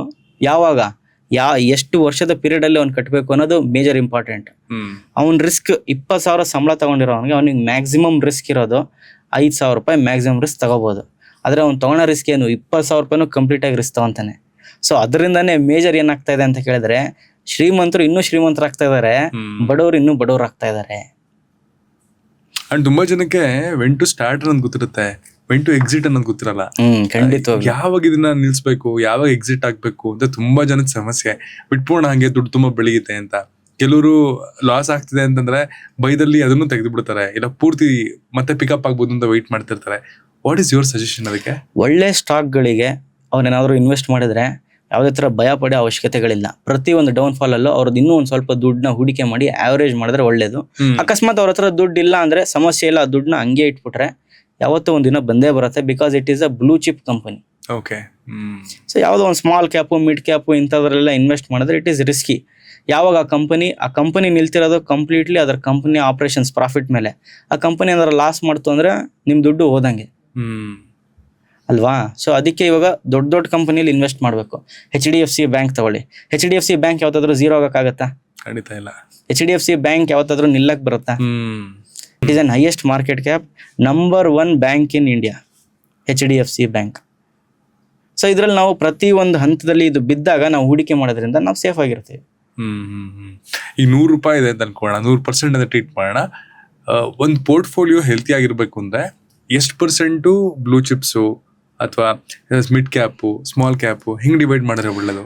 ಯಾವಾಗಲೂ ಅಷ್ಟೇ ಒಂದನ್ನು ತಿಳ್ಕೊಳ್ಳಿ, 70% of your capital should always be invested in large cap blue chip companies. ಅವಾಗ ಏನಾಗುತ್ತೆ, ನಾನು ಸೇಫ್ ಆಗಿರ್ತೀನಿ. ಇನ್ನೊಂದು 20% ಮಿಡ್ ಕ್ಯಾಪಲ್ಲಿ ನಾವು ಒಂದು ಸ್ಮಾಲ್ ರಿಸ್ಕ್ನ ತೊಗೊಂಡು ಇನ್ವೆಸ್ಟ್ ಮಾಡ್ಬೋದು. ಸ್ಮಾಲ್ ಕ್ಯಾಪ್ಗಳಿಗೆ ಬಂದಾಗ you to take a risk of 10% ಅಷ್ಟೇ. ಓಕೆ. ಆದರೆ ತುಂಬ ಜನ ಉಲ್ಟಾ ಮಾಡ್ತಾರೆ. ಸೊ ಇಲ್ಲಿ ಪ್ರಾಬಬ್ಲಿ ತುಂಬಾ ಬೇಗ ಪ್ರಾಫಿಟ್ ಝೋನ್ ಬಂದ್ಬಿಡ್ತೀವಿ ಅಂದ್ಬಿಟ್ಟು ಸ್ಮಾಲ್ ಕ್ಯಾಪ್ ಇಷ್ಟು ರಿಟರ್ನ್ಸ್ ಕೊಟ್ಟಿದೆ 2 ವರ್ಷದಿಂದ 3 ವರ್ಷದಿಂದ ಅಂತ ನೋಡಿ ಅದಕ್ಕೆ ಇನ್ವೆಸ್ಟ್ ಮಾಡೋದು ಜಾಸ್ತಿ ಅಲ್ವಾ? ಖಂಡಿತವಾಗ್ಲು. ಇದಕ್ಕೊಂದು ಉದಾಹರಣೆ ಏನು ಅಂತ ಕೇಳಿದ್ರೆ ಸುಜ್ಲಾನ್ ಎನರ್ಜಿ. ತುಂಬಾ ಜನ ಕೇಳಿರ್ತೀರ, ₹5 ₹100 ಹೋಯ್ತು ಅಂತ ಅಂದ್ಬಿಟ್ಟು ₹40 ಪ್ರತಿಯೊಬ್ರು ವಾಪಸ್ ಬೈ ಮಾಡಕ್ ಶುರು ಮಾಡಿದ್ರು. ಅದೇನಾಯ್ತು, ವಾಪಸ್ ಕೆಳಗಡೆನೇ ಬಿತ್ತು. ಅದೇ ಥರ ವೋಡಾಫೋನ್, ಐಡಿಯಾ, ಇವೆಲ್ಲ ಕಂಪನಿಗಳು ಏನಾಗುತ್ತೆ ಅಂತ ಕೇಳಿದ್ರೆ ಒಂದು ಟೈಮ್ ಸ್ಪೆನಲ್ಲಿ ಬುಲ್ ರನ್ ಕೊಟ್ಟಿರುತ್ತೆ. ಪ್ರತಿ ಸತಿನೂ ಅಷ್ಟೇ ಕೊಡುತ್ತೆ ಅಂತ ಯಾವುದೇ ಥರ ಗ್ಯಾರಂಟಿ ಇರೋದಿಲ್ಲ. ಸೊ ಅದಕ್ಕೆ ನಾವು ಸುಮ್ಮನೆ ಕೆಳಗಡೆ ಬಿದ್ದಾಗೆಲ್ಲ ದುಡ್ಡು ಹೂಡಿಕೆ ಮಾಡ್ತಾ ಇದ್ರೆ ಇಟ್ ಇಸ್ ಅ ಲಾಸ್. ಆಮೇಲೆ ಜನರಿಗೆ ಇನ್ನೊಂದು ಮೇಜರ್ ಏನು ನೀವು ಕೇಳಿದ ಪ್ರಶ್ನೆಗೆ ನನ್ಗೆ ಅನ್ಸಿದ್ದು ಅಂತ ಕೇಳಿದ್ರೆ, ಜನರು ಯಾವತ್ತೂ ಕ್ವಾಲಿಟಿ ನೋಡ್ತಾರೆ, ಕ್ವಾಂಟಿಟಿ ನೋಡ್ತಾರೆ, ಕ್ವಾಲಿಟಿ ನೋಡೋದಿಲ್ಲ. ಜನರಿಗೆ ಏನಿಲ್ಲ, ಜಾಸ್ತಿ ನಂಬರ್ ಆಫ್ ಶೇರ್ಸ್ ಇರಬೇಕು. ಇವಾಗ ₹100 ಇರೋ ಶೇರು ನೀವು ಅಕಸ್ಮಾತ್ ಏನಾದ್ರು ₹10,000 ಹಾಕಿದ್ರೆ ಎಷ್ಟು ಬಂತು? 100 ಶೇರ್ ಬಂದ್ಬಿಡ್ತು. ಅದೇ ₹5,000 ಇರೋ ಶೇರ್ನ ನೀವು ಬೈ ಮಾಡೋಕೆ ಹೋದರೆ 2 ಶೇರ್ ಬರುತ್ತೆ. ಇವಾಗ ಜನರಿಗೇನು ₹100 ಇರೋ ಶೇರ್ನ ನಾನು ತಗೊಂಡು ಅದು ಒಂದು ₹5 ಜಾಸ್ತಿ ಆಗ್ಬಿಟ್ರೆ ನನಗೆ ಲಾಭ ಬಂದ್ಬಿಡುತ್ತಪ್ಪ. ಅದೇ ₹5,000 ಇರೋ ಶೇರ್ನ ತಗೋಬೇಕಂದ್ರೆ ಬರೀ ಸಿಗೋದೇ 2 ಶೇರು. ನಾನು ಇದ್ರಲ್ಲಿ ದುಡ್ಡು ಮಾಡೋಕ್ಕಾಗುತ್ತೋ ಇಲ್ವೋ ಅನ್ನೋದು ಅವ್ರಿಗೆ ಒಂದು ನೆಗೆಟಿವ್ ಬಂದ್ಬಿಡುತ್ತೆ. ಅಂಡ್ ನೀವು ಹೇಳಿ, ನೀವು ಮೊದಲು ಟ್ರೇಡಿಂಗ್ ನ ಸ್ಟಾರ್ಟ್ ಮಾಡಿದ್ವಿ ಯಾವಾಗ, and what was your biggest fear then, and ಇವತ್ತಿನ ದಿನ ನೀವು ಅದನ್ನ ರೆಸೊನೇಟ್ ಮಾಡ್ಕೊಳ್ತೀರಾ ಅವತ್ತಿಗೂ ಇವತ್ತಿಗೂ ಹೇಗೆ? ಖಂಡಿತವಾಗ್ಲೂ ಇದೊಂದು ಒಳ್ಳೆ ಪ್ರಶ್ನೆ ಅಂತಾನೆ ಕೇಳ್ಬೋದು. ನನ್ನ ಸ್ಟಾಕ್ ಮಾರ್ಕೆಟ್ ಜರ್ನಿ ಶುರು ಆಗಿದ್ದು ತುಂಬ ಅಪ್ಸ್ ಆ್ಯಂಡ್ ಡೌನ್ಸ್ ಇತ್ತು. ನಾನು ಸ್ಟಾರ್ಟ್ ಮಾಡಿದ್ದು ಬೇಸಿಕ್ಲಿ ಈ 2020 I started my stock market journey. I was studying 12th at that time. So ಅವಾಗ ಏನಾಯ್ತು, ಲಾಕ್ಡೌನ್ ಎಲ್ಲ ಇತ್ತಲ್ಲ, ನನಗೆ ಗೊತ್ತಾಯ್ತು ಈ ಥರ ಹಿಂಗೆ ಸ್ಟಾಕ್ ಮಾರ್ಕೆಟಲ್ಲಿ ನಾನು ಏನೋ ಒಂದು ದುಡ್ಡು ಮಾಡ್ಬೋದು ಅಥವಾ ಏನಾದರೂ ಮಾಡಬೇಕು ಅನ್ನೋ ಆಸೆ ಇತ್ತು. ಮನೇಲಿ ಮಾಡ್ತಿದ್ರಾ? ನಿಮ್ಗೆ ಹೆಂಗ ಇಲ್ಲ ಆಸಕ್ತಿ ಬಂದಿದ್ದು? ಏನಾಯ್ತು, ಇವಾಗ ನಿಮಗೆ ಲಾಕ್ಡೌನ್ ಇರಬೇಕಾದ್ರೆ ನೀವು ಏನೂ ಮಾಡೋಕ್ಕೆ ಬರೋದಿಲ್ಲ, ಮನೆಯಲ್ಲಿ ಯೂಟ್ಯೂಬು ಅದು ಇದು ನೋಡಬೇಕಾದ್ರೆ ಈ ಸ್ಟಾಕ್ ಮಾರ್ಕೆಟ್ ಅನ್ನೋದು ನನಗೊಂದು ನನ್ನ ತಲೆಗೆ ಒಂದು ಪ್ರಿಕ್ ಆಯಿತು. ಓ, ಇದರಲ್ಲಿ ಏನೋ ಇದೆ, ನಾ ಮಾಡಬೇಕು ಅನ್ನೋ ಒಂದು ಆಸಕ್ತಿ ಬಂತು. ಅಲ್ಲಿ ತನಕ I was not very sure ನಾನು ಇದನ್ನೇ ಮಾಡ್ತೀನಿ, ನಾನು ಇದೇ ಜೀವನದಲ್ಲಿ ನಾನು ಮಾಡ್ತೀನಿ ಅನ್ನೋ ನಾನು ಹುಚ್ಚಿರಲಿಲ್ಲ. ಯಾವಾಗ ಅದ್ರ ಒಳಗಡೆ ಇಳ್ದೆ, ಸೊ ಅವತ್ತಿನ ಡೇಟಿಗೆ ಪ್ರತಿ ತಿಂಗಳು ಒಂದು ₹500 ₹1,000 ಪಾಕೆಟ್ ಮನಿ ಸಿಗೋದು. ಒಂದು ₹10,000 ಸೇವ್ ಮಾಡಿದ್ದೆ. ₹10,000 ನಾನು ಫಸ್ಟ್ ಸ್ಟಾಕ್ಸಲ್ಲಿ ಹೂಡಿಕೆ ಮಾಡಿದೆ. ಸ್ಟಾಕ್ಸಲ್ಲಿ ಹೂಡಿಕೆ ಮಾಡಿದಾಗ ಯಾವುದೋ ಒಂದು ಕಂಪನಿಯಲ್ಲಿ ನನಗೆ ಒಂದು ₹500 ₹600 ಲಾಭ ಬಂತು for a time span of 1 month. ₹10,000 ₹600 ಬರ್ತಾ ಇದೆ ಅಂತ ಕೇಳಿದ್ರೆ it's a very good business ಅಂತ ಅನಿಸ್ತು. ಅದು ಆ ಏಜ್ಗೆ 12th ಅಲ್ಲಿ ₹600 ದುಡಿತಾ ಇದ್ದೆ ಅಂತ ಕೇಳಿದ್ರೆ it is a plus point. ಅವಾಗ ನಾನೇ ರಾಜ ಅನ್ನೋ ಥರ ಇದ್ದೆ. ಆದರೆ ಅವಾಗ ನನಗೆ ಒಂದು ಮೇಜರ್ ಅದೊಂದು ಡಿಸ್ಅಡ್ವಾಂಟೇಜ್ ಅಂತ ಹೇಳ್ಬೋದು, ಅಥವಾ turning point of my life ಅಂತಲೇ ಹೇಳ್ಬೋದು. ಅವಾಗ ನನಗೆ ಆಪ್ಷನ್ಸ್ ಅನ್ನೋ ಇದೊಂದಿದೆ, ಇನ್ಸ್ಟ್ರೂಮೆಂಟ್ ಇದೆ ಅಂತ ನನಗೆ ಇಂಟ್ರೊಡ್ಯೂಸ್ ಆಯಿತು ಥ್ರೂ ಸೋಷಿಯಲ್ ಮೀಡಿಯಾ ಓನ್ಲಿ. ಅಲ್ಲಿ ಏನಾಯಿತು, ಓಕೆ ₹10,000 ಇದ್ರೆ ನಾನು ದಿನಕ್ಕೆ ₹2,000 ಮಾಡ್ಬೋದು. ಈ ಒಂದು ಆಸೆಯಲ್ಲಿ ಏನು ಮಾಡಿದೆ, ನಾನು ಕೂಡ ಸ್ಟಾರ್ಟ್ ಮಾಡಿದೆ. ಸೊ ಪ್ರತಿಯೊಬ್ಬರು ತಪ್ಪು ಮಾಡೇ ಮಾಡ್ತಾರೆ, ಇದೇ ಥರ ನಾನು ಕೂಡ ತಪ್ಪು ಮಾಡಿದ್ದೀನಿ. ಸೊ ಏನಾಯಿತು, ಆಪ್ಷನ್ ಬೈಯಿಂಗ್ ಮಾಡಿದೆ. ಅಲ್ಲಿ ನನ್ನ ಅದೃಷ್ಟಕ್ಕೆ ಮಾರ್ಕೆಟ್ ಕೆಳಗಡೆನೇ ಬೀಳ್ತಾ ಇತ್ತು. ದಿನ ಬೆಳಗ್ಗೆ ಎದ್ದು ಆಪ್ಷನ್ಸಲ್ಲಿ 2 ಥರ ಇರುತ್ತೆ, ಕಾಲ್ ಆ್ಯಂಡ್ ಪುಟ್ ಅಂತ. ಮಾರ್ಕೆಟ್ ಮೇಡೋಬೇಕಾದ್ರೆ ಕಾಲ್ ತಗೋಬೇಕು, ಮಾರ್ಕೆಟ್ ಕೆಳಗಡೆ ಬೀಳ್ತಾ ಇದ್ರೆ ಪುಟ್ನ ತಗೋಬೇಕು. ನನ್ನ ಅದೃಷ್ಟಕ್ಕೆ ಮಾರ್ಕೆಟ್ ಕೆಳಗಡೆನೇ ಬೀಳ್ತಾ ಇತ್ತಲ್ಲ, ದಿನ ಬೆಳಗ್ಗೆ ಎದ್ದು ಈ ಟೆಲಿಗ್ರಾಮ್ ಟಿಪ್ಸ್ ನೋಡ್ತಾ ಇದ್ದೆ, ಪುಟ್ ಅನ್ನೋರು ದುಡ್ಡನ್ನ ಹಾಕ್ತಾ ಇದ್ದೆ. ಸೊ ಈ ₹10,000 ನಾನು ಆಲ್ಮೋಸ್ಟ್ ಒಂದು 2 ಇಂದ 3 lakhs ತನಕ ಎತ್ಕೊಂಡೆ. ಆದ್ರೆ ಯಾವಾಗ ನನಗೆ ವಿತೌಟ್ ಪ್ರಾಪರ್ ನಾಲೆಡ್ಜ್ ಯಾವಾಗ ನನ್ನ ತಲೆಗೆ ಹೊಡಿತು ಅಂತ ಕೇಳಿದ್ರೆ, ಒಂದೇ ದಿನ ಎಕ್ಸ್ಪೈರಿ ಡೇ ಅಂತ ಬರುತ್ತೆ, ಅವತ್ತು ಆ ಕಂಪ್ಲೀಟ್ ದುಡ್ಡ ನಾನು ಕಳ್ಕೊಂಡೆ. Including my 10,000 rupees. ದೊಡ್ಡ ಹಾರ್ಟ್ ಬ್ರೇಕ್ ಅದು. ಸೊ ಅಲ್ಲಿ ನನಗೆ ವಿಪರೀತ ನನಗೆ ತಲೆ ಕೆಟ್ಟೋಯ್ತು. ಇಲ್ಲ, ದುಡ್ಡು ಬರ್ತಾ ಇದೆ, ದುಡ್ಡು ಏನಕ್ಕೆ ಹೋಗ್ತಾ ಇದೆ ಅಂತ ನನಗೆ ಗೊತ್ತಿಲ್ಲ, ಇದನ್ನ ನಾನು ಕಲಿಬೇಕು. ಕಳ್ಕೊಂಡಿದ್ದ ನಾನು ಆ ಟಿಪ್ ಇಂದಾನೆ ಕಳ್ಕೊಂಡಿದ್ದು. ಹೌದು, ಖಂಡಿತವಾಗ್ಲು. ಸೊ ಅದಕ್ಕೆ ನಾನು ಜನರಿಗೆ ಹೇಳ್ತೀನಿ, ಟಿಪ್ಸ್ ಕಾಲ್ಸ್ನ ದೂರ ಇಟ್ಬಿಟ್ರಪ್ಪ ಅಂತ ಅಂದ್ಬಿಟ್ಟು. ಸೊ ಇದು ಒಂದು ನನ್ನ ತಲೆಯಲ್ಲಿ, ನನ್ನ ತಲೆ ಕೆಟ್ಟೋಯ್ತು, ನಾನು ಇದರಲ್ಲಿ ಏನೋ ಒಂದು ಸಾಧನೆ ಮಾಡಲೇಬೇಕು, ಇದನ್ನು ಕಲೀಲೇಬೇಕು ಅಂತ ಅಂದ್ಬಿಟ್ಟು ಹಲವಾರು ಅಕಾಡೆಮಿಗಳಲ್ಲಿ ನಾನು ಸ್ಟಾಕ್ ಮಾರ್ಕೆಟ್ನ ಕಲ್ತಿದ್ದೀನಿ.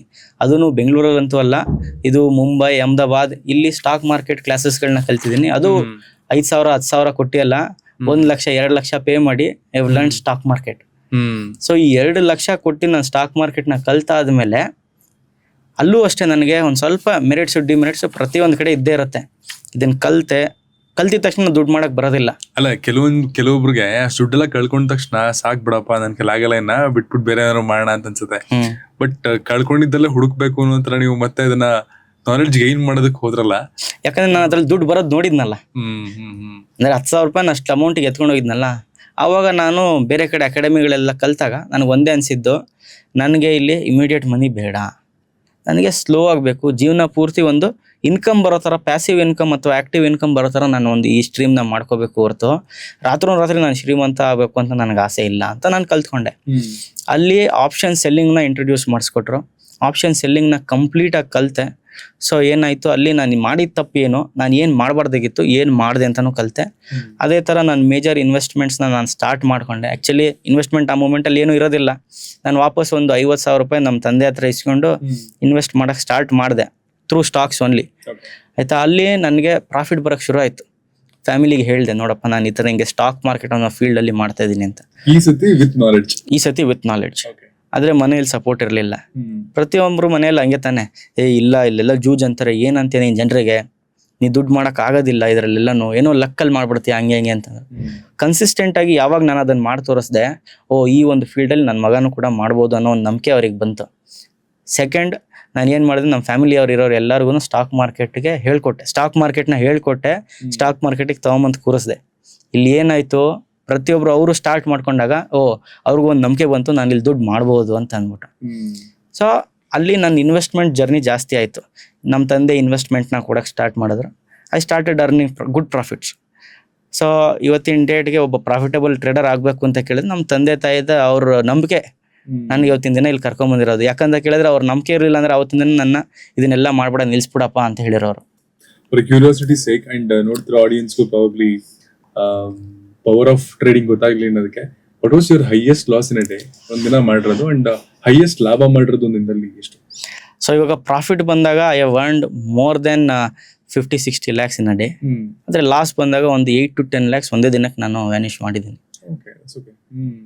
ಹಿಂಗೆ ಈ ಒಂದು ಗ್ರಾಫು 10,000 ಸ್ಟಾರ್ಟ್ ಮಾಡಿದ ಹುಡುಗ 5-6 ವರ್ಷದಲ್ಲಿ ಪ್ರಾಬಬ್ಲಿ ಈ ರಿಟರ್ನ್ಸ್ಗೆ ಅಥವಾ ಈ ಒಂದು ಬಿಗ್ ಗೇಮ್ ಮಾಡೋದಕ್ಕೆ ಬರೋದಕ್ಕೆ ಕಾರಣ ಆಗಿದೆಯೇನು? ಮೇಜರ್ ಕನ್ಸಿಸ್ಟೆನ್ಸಿ ಒಂದು. ಸೊ ಇಲ್ಲಿ ಏನಾಯ್ತು, ನಾನು ಪ್ರತಿ ಸತಿನೂ ದುಡ್ಡು ಮಾಡಿದಾಗ ಆ ದುಡ್ಡನ್ನ ನಾನು ವಿಡ್ರಾ ಮಾಡಲಿಲ್ಲ, ಅಲ್ಲೇ ಇನ್ವೆಸ್ಟೆಡ್ ಆಗೇ ಬಿಡ್ತಾ ಇದೆ. ಅದ್ರ ಜೊತೆಗೆ ಏನಾಗ್ತೈತೆ, ಆ ದುಡ್ಡು ಬೆಳೀತಾ ಇತ್ತು. ಜೊತೆ ನಮ್ಮ ತಂದೆ ಅಡಿಷನಲ್ ಆಗಿ ಫಂಡ್ಸ್ನ ಕೊಡ್ತಾ ಇದ್ರು, ಅವ್ರಿಗೂ ನಂಬಿಕೆ ಬಂದ್ಮೇಲೆ. ಸೊ ಏನಾಯ್ತು, with time I started investing.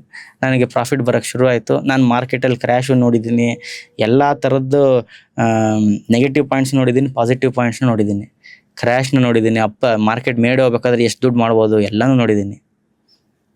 But ಹಿಂಗೆ ಅಂದ್ರೆ ಒಂಥರ ಹೃದಯ ಬಾಯಿಗೆ ಬಂದಂಗೆ ಆಗುತ್ತೆ. ಆ ಮೂಮೆಂಟ್ಸ್ ದಿನಾಗ್ಲೂ ಕಳೆಯೋದಕ್ಕೆ ಪ್ರಾಬ್ಲಿ ನಮ್ಗೆಲ್ಲ ಒಂದ್ 2-3 ದಿನ ಮಾಡಿದ್ರೆ ನಾವು ಸಾಕಪ್ಪ ಇನ್ಸ್ಟೆನ್ಸ್ ಬೇಕಾ ಅಂತ ಅನಿಸ್ತಿರುತ್ತೆ. ಬಟ್ ಇದನ್ನ ಕನ್ಸಿಸ್ಟೆನ್ಸಿ ಬೇಸಲ್ಲಿ ದಿನ ಮಾಡ್ಬೇಕಾದ್ರೆ ನಿಮ್ಗಳಿಗೂ ಹಾಗೆ ಅನ್ಸುತ್ತಾ? ಖಂಡಿತವಾಗ್ಲೂ ಅನ್ಸುತ್ತೆ. ಯಾಕೆ ಅಂತ ಕೇಳಿದ್ರೆ the end of the day ಅದು ದುಡ್ಡಿನ ಪ್ರಶ್ನೆ. ದುಡ್ಡು ಅಷ್ಟು ಈಸಿಯಾಗಂತೂ ದುಡಿಯೋಕೆ ಆಗೋದಿಲ್ಲ. ಕಳ್ಕೊಬೇಕಾದ್ರೆ ಒಂದು ಸ್ವಲ್ಪ ಪೇನ್ ಆಗುತ್ತೆ, ಆದರೆ ಆ ನಂಬಿಕೆ ಇದ್ದೇ ಇರುತ್ತೆ. ವಾಪಸ್ಸು ನಾನು ಮಾರ್ಕೆಟಿಗೆ ಫೀಸ್ ಕೊಟ್ಟಿದ್ದೀನಿ ಅಂದರೆ ಅದರಿಂದ ವಾಪಸ್ ಕಲೆಕ್ಟ್ ಮಾಡ್ಕೋಬೋದು ಅನ್ನೋ ನಂಬಿಕೆ ಇದೆ. ಯಾಕಂದರೆ option selling is on instrument like that. So ಇಲ್ಲಿ ಏನಾಗುತ್ತೆ, ಆಪ್ಷನ್ ಬೈಯರ್ ಮಾಡೋ ಲಾಸ್ನ ಆಪ್ಷನ್ ಸೆಲ್ಲರ್ಗೆ ಕೊಡ್ತಾರೆ. ದುಡ್ಡು ಇಲ್ಲೇ ಇರುತ್ತೆ, ಕಣ್ಣು ಮುಂದೆ ಇರುತ್ತೆ, ಅವ್ರ ಕಣ್ಣು ಮುಂದೆ ದುಡ್ಡನ್ನ ಎತ್ಕೋಬಹುದು, ಆದ್ರೆ ಆ ವಿದ್ಯೆ ಇರ್ಬೇಕಷ್ಟೇ. ಸೊ ಈಗ ಅಕಸ್ಮಾತ್ ಲಾಸ್ ಮಾಡ್ಕೊಂಡಿದ್ರೆ ದುಡ್ಡು ಅಲ್ಲೇ ಇದೆ, ನನ್ನ ಜೋಬಲ್ಲಿ ಅಷ್ಟೇ, ಬೇರೆಯವ್ರ ಜೇಬಿಗೆ ಇವತ್ತು ಕೊಟ್ಟಿದ್ದೀನಿ ಅಷ್ಟೇ, ಖರ್ಚು ಮಾಡಿದ್ದೀನಿ ಅದನ್ನ ವಾಪಸ್ ದುಡಿಯೋ ಶಕ್ತಿ ನನ್ನ ಹತ್ರ ಇದೆ ಅನ್ನೋ ಒಂದು ನಂಬಿಕೆ ಇದೆ. ಅದಕ್ಕೆ ಕನ್ಸಿಸ್ಟೆನ್ಸಿ ಬೇಸಿಸ್ ಈಗ ಒಂದು 60 ಲಕ್ಷವರೆಗೂ ಒಂದಿನದಲ್ಲಿ ಸಂಪಾದನೆ ಮಾಡಿದ್ರ, 7-8 ಲಕ್ಷ ಕಳೆದು ಇದ್ದೀರಾ. ಕನ್ಸಿಸ್ಟೆನ್ಸಿ ಬೇಸಿಸ್ ಇವತ್ತಿನ ದಿನ ನಿಮ್ಮ ಪೋರ್ಟ್ಫೋಲಿಯೋ ಅಕಾರ್ಡಿಂಗ್ ಅಲ್ಲಿ ನಾನು ಇಷ್ಟು ಕನ್ಸಿಸ್ಟೆಂಟ್ಲಿ ಪರ್ ಡೇ ಅಥವಾ ಪರ್ ಮಂತ್ ನಾನು ಇಷ್ಟು ಮಾಡ್ಬೋದು ಅನ್ನೋದಿದ್ರೆ what is the vague number? ನನ್ನ ಒಂದು ಪೋರ್ಟ್ಫೋಲಿಯೋ ನೀವು ಚೆಕ್ ಮಾಡಿದ್ರೆ ನನ್ನ ರೂಲ್ಸ್ ವೆರಿ ಸಿಂಪಲ್. ತಿಂಗಳಿಗೆ 2-3% ಮಾಡಿದ್ರೆ ಅದಕ್ಕಿಂತ ನನಗೇನು ಅವಶ್ಯಕತೆ ಇಲ್ಲ ಅಂತ. ಯಾವುದೇ ಒಂದು ವ್ಯಾಪಾರ ಆಗಲಿ, ಯಾವುದೇ ಒಂದು ಮ್ಯೂಚುವಲ್ ಫಂಡ್ಸ್ ಆಗಲಿ, ಯಾವುದೇ ಒಂದು FD ಆಗಲಿ, ಎಲ್ಲ ಯಾವುದೇ ಒಂದು ರಿಯಲ್ ಎಸ್ಟೇಟ್ ಆಗಲಿ, ಎಲ್ಲ ಒಂದು ಪ್ಯಾರಾಮೀಟರ್ಸ್ ನಾನು ಬ್ರೇಕ್ ಮಾಡ್ತಾ ಇದ್ದೀನಿ. ತಿಂಗಳಿಗೆ 2-3% ಅಂದರೆ ವರ್ಷಕ್ಕೆ 24-36% ಬಂತು. ಯಾವ ಒಂದು ಇನ್ಸ್ಟ್ರೂಮೆಂಟು ಇಷ್ಟು ಒಳ್ಳೆ ರಿಟರ್ನ್ ಕೊಡೋದಕ್ಕೆ ಸಾಧ್ಯ ಇಲ್ಲ. My only aim is 2-3%. Consistency basis ಆಗ್ಲಿಂದ ಆಗ್ತಾ ಬಂದಿದೆ ಅದು ಖಂಡಿತವಾಗ್ಲೂ ಒಂದು ಲಾಂಗ್ ಫ್ರೇಮ್ ತಗೊಂಡ್ರೆ ಬಂದೇ ಬರುತ್ತೆ. ಅಂಡ್ ನಿಮ್ ಇನ್ಸ್ಟಿಟ್ಯೂಟ್ ಬರ್ತಿರೋಂಥವ್ರು ಅದನ್ನೇ ಫಾಲೋ ಮಾಡಿ ಅಷ್ಟೇ ಪರ್ಸೆಂಟೇಜ್ ನ ಮ್ಯಾಚ್ ಮಾಡ್ತಿದ್ದಾರೆ ಅಂತ ನಿಮ್ಗೆ ಅನ್ಸುತ್ತಾ? ಮಾಡ್ತಾರೆ. ಕೆಲವೊಂದು ತಿಂಗಳು ನೆಗೆಟಿವ್ ಬಂದಾಗ ಅವ್ರ ಮೈಂಡ್ ಸೆಟ್ ಚೇಂಜ್ ಆಗುತ್ತೆ. ಆದ್ರೆ ಲಾಂಗ್ ಟರ್ಮ್ ಅಲ್ಲಿ ಯಾರ್ಯಾರು ಇದ್ದಾರೆ ಪ್ರತಿಯೊಬ್ರು ಒಂದು ಪ್ರಾಫಿಟಬಲ್ ಟ್ರೇಡರ್ ಆಗಿದ್ದಾರೆ. ಇನಿಷಿಯಲ್ ಇನ್ವೆಸ್ಟ್ಮೆಂಟ್ ಒಬ್ರು ನನ್ನ ಹತ್ರ 10 ಲಕ್ಷ ಹಾಕಿದೀನಿ ಅಂತಾರೆ, ಒಬ್ರು ಕೋಟಿ ಹಾಕಿದೀನಿ ಅಂತಾರೆ, ಅವರು ಸಾವಿರಗಳಲ್ಲಿ ಇರ್ತಾರೆ. What is the right investment ನಿಮ್ಮ ಪ್ರಕಾರ? ಎಷ್ಟು ಬೇಕಾದ್ರೂ ಸ್ಟಾರ್ಟ್ ಮಾಡ್ಬೋದಾ? ಅಥವಾ ಒಂದ್ ಸಕ್ಸಸ್ಫುಲ್ ಒಂದ್ ಚೆನ್ನಾಗಿರೋ ಲೈಫ್ ಅನ್ನು ಲೀಡ್ ಮಾಡ್ಬೇಕು ಅಂದ್ರೆ ಇಷ್ಟ ಅಮೌಂಟ್ ಅನ್ನ ನೀವು ಇನ್ವೆಸ್ಟ್ಮೆಂಟ್ ಅಂತ ಮಾಡ್ಕೊಂಡು ಅದರಿಂದ ಮಾಡ್ಕೊಳ್ಳೋದು ಒಳ್ಳೇದು. ನೀವು ಕೆಲಸ ಬಿಟ್ಟು ಅನ್ನೋದಾದ್ರೆ ಎಷ್ಟು? ಪ್ರತಿಯೊಬ್ಬರಿಗೂ ಅಷ್ಟೇ ಕಲಿಕೆಗೆ ಒಂದು 10,000 ರೂಪಾಯಿ ಇನ್ವೆಸ್ಟ್ ಮಾಡಿದ್ರೆ 10,000 ರೂಪಾಯಿ ಒಳಗಡೆ ಇಟ್ ಇಸ್ ದಿ ಬೆಸ್ಟ್. ಯಾಕಂದ್ರೆ ಅವ್ರಿಗೆ ಅದರಲ್ಲಿ ಇಮೋಷನ್ಸ್ ಕಮ್ಮಿ ಇರುತ್ತೆ. 10,000 ರೂಪಾಯಿ ನಾನು ಹೆಂಗ್ ದುಡ್ಡು ಬರುತ್ತೆ, ಹೆಂಗ್ ಕಳ್ಕೊತೀನಿ ಅನ್ನೋದು ಕಲಿತಾರೆ. ಅದಾದ್ಮೇಲೆ ಇನ್ವೆಸ್ಟ್ಮೆಂಟಿಗೆ ಬಂದಾಗ ಅವರ ಜೀವನವನ್ನು ಅವ್ರು ಸೆಕ್ಯೂರ್ ಮಾಡ್ಕೊಳೋದಕ್ಕೆ ಪ್ರತಿಯೊಬ್ಬರ ಶಕ್ತಿ ಒಂದೊಂಥರ ಇರುತ್ತೆ. ಸೊ ಅದ್ರ ಮೇಲೆ ಅವ್ರು ಡಿವೈಡ್ ಮಾಡ್ಕೋಬಹುದು. ಮೈಟ್ ಬಿ ಒಂದು 3 to 5 lakhs ಇದ್ರೆ ಒಂದು ಒಳ್ಳೆ ರಿಟರ್ನ್ ಅವ್ರು ಎಕ್ಸ್ಪೆಕ್ಟ್ ಮಾಡಬಹುದು. ಇದುವರೆಗೂ ನೀವು ಎಷ್ಟು ಜನ ಪ್ರೊಫೆಷನಲ್ ಟ್ರೇಡರ್ಸ್ ಗಳನ್ನ ನಿರ್ಮಾಣ ಮಾಡಿದ್ರ ಸೊಸೈಟಿಲಿ? ಬಿಕಾಸ್ ಎಷ್ಟು ಜನ ಫುಲ್ ಟೈಮ್ ಟ್ರೇಡರ್ಸ್ ಗಳು ನಿಮ್ಮಿಂದ ಎಜುಕೇಟ್ ಆಗಿ ಹೋಗಿದ್ದಾರೆ? So completely traders Gurukul centre ಅಂತ ಬಂದಾಗ it is an 3 year old established stock market coaching centre. ಇಲ್ಲಿ ಆಲ್ಮೋಸ್ಟ್ 5,000 ವಿದ್ಯಾರ್ಥಿಗಳಿಗೆ ಸ್ಟಾಕ್ ಮಾರ್ಕೆಟ್ ಕೋಚಿಂಗ್ ನ ನಾವು ಕೊಟ್ಟಿದ್ದೀವಿ. ಅಂಡ್ ನಮ್ಮ ಬ್ರಾಂಚ್ಗಳು ಬಂದು ಬೆಂಗಳೂರು, ದಾವಣಗೆರೆ ಅಂಡ್ ಹುಬ್ಳಿಯಲ್ಲಿದೆ. ಸೊ ಇಲ್ಲಿ 3 ಕಡೆಯಿಂದನೂ ನಾವು ಆಪರೇಟ್ ಮಾಡ್ತೀವಿ. ಕಂಪ್ಲೀಟ್ ಪ್ರತಿಯೊಬ್ಬರಿಗೂ ಅಷ್ಟೇ ಸ್ಟಾಕ್ ಮಾರ್ಕೆಟಿನ ವಿದ್ಯೆ ಕೊಡೋದಕ್ಕೆ ಒಂದು ದಾರಿನ ತೋರಿಸ್ತೀವಿ. ಟಿಪ್ಸ್ ಇರಲ್ಲ, ಟಿಪ್ಸ್ ಇರೋದಿಲ್ಲ, ನಾಲೆಡ್ಜ್ ಗೈನ್ ಆಗುತ್ತೆ. ಎಸ್, ನಮ್ಮ ಒಂದು ಟ್ಯಾಗ್ ಲೈನ್ ಇದೆ ಟ್ರೇಡರ್ಸ್ ಗುರುಕುಲ್ ಸೆಂಟರ್ಗೆ, ಲಾಭದ ದಾರಿಗೆ ಜ್ಞಾನದ ಬೆಳಕು ಅಂತ. ನಿಮ್ಮ ಒಂದು ಲಾಭದ ದಾರಿಗೆ ನಾವು ಜ್ಞಾನವನ್ನು ಹಂಚ್ತೀವಿ ಅಷ್ಟೇ. ಸೊ ಇದನ್ನ ಉಪಯೋಗಿಸ್ಕೊಂಡು ನೀವು ಪ್ರಾಫಿಟ್ ಮಾಡ್ಕೋಬೇಕು. ನಾರ್ಮಲ್ ಏನು ಗೊತ್ತೇ ಇಲ್ಲ ಅವ್ನಿಗೆ ಟ್ರೇಡಿಂಗ್ ಬಗ್ಗೆ, ಸ್ಟಾಕ್ ಮಾರ್ಕೆಟ್ ಬಗ್ಗೆ ಅಂದ್ರೆ ಅವ್ನು ಇವತ್ತಿಂದ ಕಲಿಯೋದಕ್ಕೆ ಶುರು ಮಾಡಿದ್ರೆ ಅಟ್ಲೀಸ್ಟ್ ನಾನು ಒಂದು ಟ್ರೇಡ್ ನನ್ನ ಪಾಡಿನ ನಾನು ಮಾಡ್ಕೋಬಲ್ಲೆ ಅಂತ ಅನ್ಸೋದಕ್ಕೆ ಎಷ್ಟು ದಿನ ಬೇಕು? ಒಂದು 3 to 6 months ಟೈಮ್ ಬೇಕೇ ಬೇಕು. ಈ ಡೇ ಟ್ರೇಡ್ ಎಲ್ಲ ಮಾಡ್ತಾರಲ್ಲ, ಈ ಡೇ ಟ್ರೇಡ್ ಎಲ್ಲ ಮಾಡೋದಕ್ಕೆ ನೀವು ಸಜೆಸ್ಟ್ ಮಾಡೋದು ಯಾವ ಟೈಮ್ ಫ್ರೇಮ್? ಅಂದ್ರೆ ಎಷ್ಟು ದಿನಗಳ ಕಲಿಕೆ, ಅಥವಾ ಒಂದು ಸ್ಟಾಕ್ ಮಾರ್ಕೆಟ್ ಅಲ್ಲಿ ಎಷ್ಟು ದಿನಗಳ ಕಳೆದಾದ್ಮೇಲೆ ನೀವು ಡೇ ಟ್ರೇಡ್ ಬರ್ಬೋದು ಅಂತ ಅನ್ಸೋದು? ಮಿನಿಮಮ್ ಆದ್ರೂ 1 to 2 ವರ್ಷ ಆದ್ಮೇಲೆ ಬರ್ಬೇಕು ಅಂತ ಕೇಳ್ಕೊತೀನಿ. ಯಾಕೆ ಅಂತ ಕೇಳಿದ್ರೆ ಅಲ್ಲಿ ತನಕ ಮೈಂಡ್ ಸೆಟ್ ಬರೋದಿಲ್ಲ, ಒಂದು ಮೆಚ್ಯೂರ್ಡ್ ಮೈಂಡ್ ಸೆಟ್ ಬರಲ್ಲ ಸ್ಟಾಕ್ ಮಾರ್ಕೆಟ್ ಅಲ್ಲಿ. ಈ ಸ್ಟಾಕ್ ಮಾರ್ಕೆಟ್ ಅನ್ನೋ ಫೀಲ್ಡು ಹೆಂಗೆ ಅಂತ ಕೇಳಿದ್ರೆ, ನೀವು ಹೊರಗಡೆ you might be a doctor, you might be an engineer, ನೀವು ಯಾರು ಅಂತ ಅದು ಲೆಕ್ಕ ತಗೊಳೋದಿಲ್ಲ. ಇಲ್ಲಿ ಬಂದಾಗ ನಿಮ್ಮ ಮೈಂಡ್ ಸೆಟ್ ಹೆಂಗ್ ವರ್ಕ್ ಆಗುತ್ತೆ ಅಂತ ತಗೊಳುತ್ತೆ. ನಿಮ್ಮ ಮೈಂಡ್ ಸೆಟ್ ಕರೆಕ್ಟ್ ಆಗಿಲ್ಲ ಅಂತ ಕೇಳಿದ್ರೆ ನಿಮ್ಮ ದುಡ್ಡು ಯಾವಾಗ ಬೇಕಾದ್ರೂ ಅದು ಝೀರೋ ಮಾಡ್ಬೋದು. ಸೊ ಅದೇ ಥರ ದುಡ್ಡು ಕೂಡ ಮಾಡಿಸ್ಕೊಡ್ಬೋದು.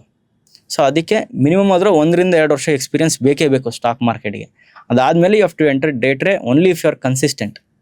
ತುಂಬಾ ಕಡಿಮೆ ಜನ ಟ್ರೇಡಿಂಗ್ ಅಲ್ಲಿ ಸಕ್ಸಸ್ಫುಲ್ ಆಗಿ ಕೂತ್ಕೊಂಡು ಮಾತಾಡೋದು ವಿತ್ ಆರ ಅಥವಾ ಈ ತರದೆಲ್ಲ ಮಾಡ್ಬೋದು. ಮ್ಯಾಜಿಕ್ ನಾವೇನು ಮಾಡ್ತಿಲ್ಲ ಇಲ್ಲಿಂದ. ಈಗ 100% ತಗೊಂಡ್ರೆ ನಾವಾಗ್ಲೇ ಮಾತಾಡಿದಾಗೆ 90% ಜನ ಲಾಸ್ ಅಲ್ಲಿ ಇದಾರೆ ಇಂಡಿಯಾದಲ್ಲಿ. ಇನ್ 10% ಜನ ಪ್ರಾಫಿಟಬಲ್ ಅಂತ ಅನ್ಕೋಣ. ಆ 10% ಅಲ್ಲಿ ನೀವು ಇದ್ದೀರಾ. 10% ನೀವು ಬರೋದಕ್ಕೆ what was the major ingredient ಅಥವಾ what was the major protocol ನೀವು ತಗೊಂಡಿದ್ದು? ತಾಳ್ಮೆ ಅಂಡ್ ರಿಸ್ಕ್ ಮ್ಯಾನೇಜ್ಮೆಂಟ್ ಅಂತಾನೆ ಹೇಳ್ಬೋದು. ಏನು ಅಂತ ಕೇಳಿದ್ರೆ ನನ್ಗೆ ಗೊತ್ತು, ನಾನು ಕಳ್ಕೊಂಡ್ರೆ ಇಷ್ಟು ಕಳ್ಕೊತೀನಿ ಅಂತ ಅಂದ್ಬಿಟ್ಟು, ನಾನು ದುಡಿದ್ರೆ ಇಷ್ಟು ದುಡಿತೀನಿ ಅಂತ. ರಿಸ್ಕ್ ರಿವಾರ್ಡ್ ರೇಷಿಯೋ ಇಲ್ಲದೆ ನಾನು ಏನೋ ಟ್ರೇಡ್ ಮಾಡಕ್ಕೆ ಬರೋದೇ ಇಲ್ಲ. ಆ್ಯಂಡ್ ಆ ಒಂದು ನಂಬಿಕೆ ಇರಬೇಕು. ನೀವು ಏನೇ ಕೆಲಸ ಮಾಡ್ತಾ ಇದ್ರು ಆ ಒಂದು ಫೀಲ್ಡಲ್ಲಿ ನಿಮಗೆ ನಂಬಿಕೆ ಇರಬೇಕು, ನಾನು ದುಡ್ಡು ಮಾಡ್ತೀನಿ ಅಂತ. ಒಂದು ದಿನ ಲಾಸ್ ಆಗಿದ ತಕ್ಷಣ ನಾನು ಈ ಫೀಲ್ಡ್ ನಾನು ಮಾಡೋಕ್ಕಾಗೋದಿಲ್ಲ, ನನಗೆ ಲಾಸ್ ಆಗ್ಬಿಡುತ್ತೆ, ಈ ಒಂದು ಮೈಂಡ್ ಸೆಟ್ ಅಲ್ಲಿ ಬರಬಾರ್ದು. ಪೇರೆಟೋ ಪ್ರಿನ್ಸಿಪಲ್ ಅಂತ ಒಂದಿದೆ, ಕೇಳಿದ್ರ ಇದನ್ನ?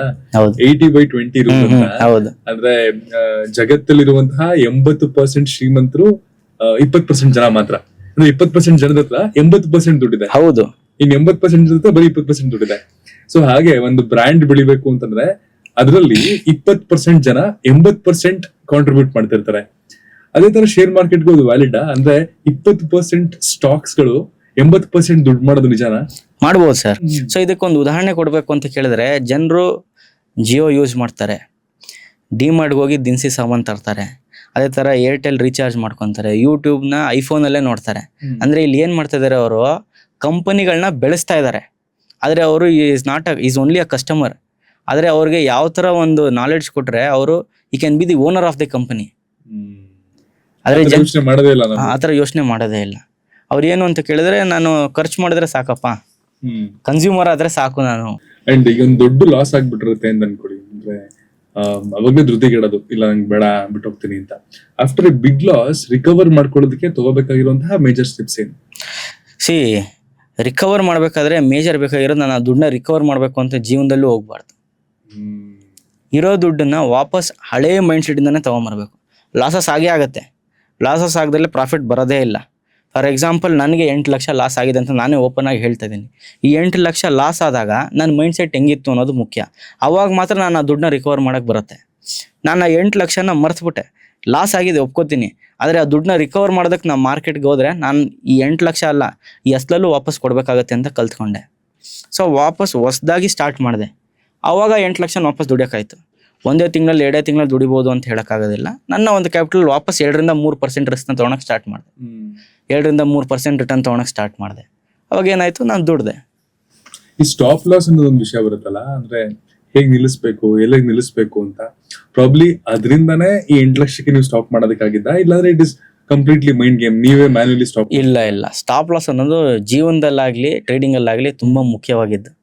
ಏನಂದ್ರೆ ಬೆರಳು ಕಟ್ ಮಾಡ್ಕೋಬೋದು, ಕೈ ಕಟ್ ಮಾಡ್ಕೊಳಕ್ ಆಗೋದಿಲ್ಲ. ನನ್ನ ಅಸಲಲ್ಲಿ ನಾನು ಬೆರಳು ಕಟ್ ಮಾಡ್ಕೋಬೋದು ಒಂದು ಅಷ್ಟೇ. ನಾನು ಫುಲ್ ಕೈ ಕಟ್ ಮಾಡ್ಕೊಂಡ್ರೆ ಕ್ಯಾಪಿಟಲೇ ಹೋಯ್ತು. ನಾಳೆ ದಿನ ವಾಪಸ್ ಜೋಡಿಸಿ ತರೋದಕ್ಕೆ it is very difficult. And ವಾಪಸ್ ನಾನು ಒಂದು 5 ವರ್ಷದ ಹಿಂದೆ ಹೋಗ್ಬಿಡ್ತೀನಿ from where I began. So ಅದಕ್ಕೆ ಏನು ಮಾಡಿದೆ, ಸ್ಟಾಪ್ ಲಾಸ್ ಅನ್ನೋದನ್ನ ಇಟ್ಕೊಳ್ಳೇಬೇಕು. ಅಂಡ್ ರಿಸ್ಕ್ ಮ್ಯಾನೇಜ್ಮೆಂಟ್ ಮಾಡ್ತೀನಿ ಅಂತ ಆಗ್ಲೇ ಹೇಳಿದ್ರಿ. ನಿಮ್ ಪೋರ್ಟ್ಫೋಲಿಯೋದಲ್ಲಿ ಬಹುಶಃ 100 ರೂಪಾಯಿ ಇದೆ ಅಂತಂದ್ರೆ what is your risk management criteria? Sir, ಇವಾಗ ಮಂತ್ಲಿ ತಗೊಂಡಾಗ ಒಂದು 2-3% ರಿಸ್ಕ್ ತಗೊಂತೀನಿ, 2-3% ರಿವಾರ್ಡ್ ಇಟ್ಟಿರ್ತೀನಿ. 1:1 ರೇಷಿಯೋ ಮಾತ್ರ ನಾನು ಟ್ರೇಡ್ ಮಾಡ್ತೀನಿ. ಓಕೆ, ಅದ್ರ ಮೇಲೆ ರಿಸ್ಕ್ ತೊಗೊಳಕ್ಕೆ ಹೋಗಲ್ಲ, ಬರೋದಿಲ್ಲ, ರಿವಾರ್ಡ್ ಎಕ್ಸ್ಪೆಕ್ಟ್ ಮಾಡಲ್ಲ, ಬೋನಸ್ ಅಷ್ಟೇ. Yes, exactly. ನಿಮ್ಮ ಪೋರ್ಟ್ಫೋಲಿಯೋಗೆ ನೀವು ಹಾಕಿರೋ ಕ್ಯಾಪಿಟಲ್ ಇವತ್ತು ತುಂಬಾ ಬೆಳೆದಿರುತ್ತೆ, ಅಫ್ಕೋರ್ಸ್ ಬೆಳೆದಿರುತ್ತೆ, ಹಿಂದೆ ಹೋಗಿರುತ್ತೆ, ಮುಂದೆ ಹೋಗುತ್ತೆ, ಫ್ಲಕ್ಚುಯೇಟ್ ಎಲ್ಲ ಆಗಿರುತ್ತೆ. ಎಷ್ಟು % ಈಲ್ಡ್ ಸ್ಟಾಕ್ ಮಾರ್ಕೆಟ್ ಇಂದ ಆಡ್ ಆಗಿದೆ ಪೋರ್ಟ್ಫೋಲಿಯೋಗೆ?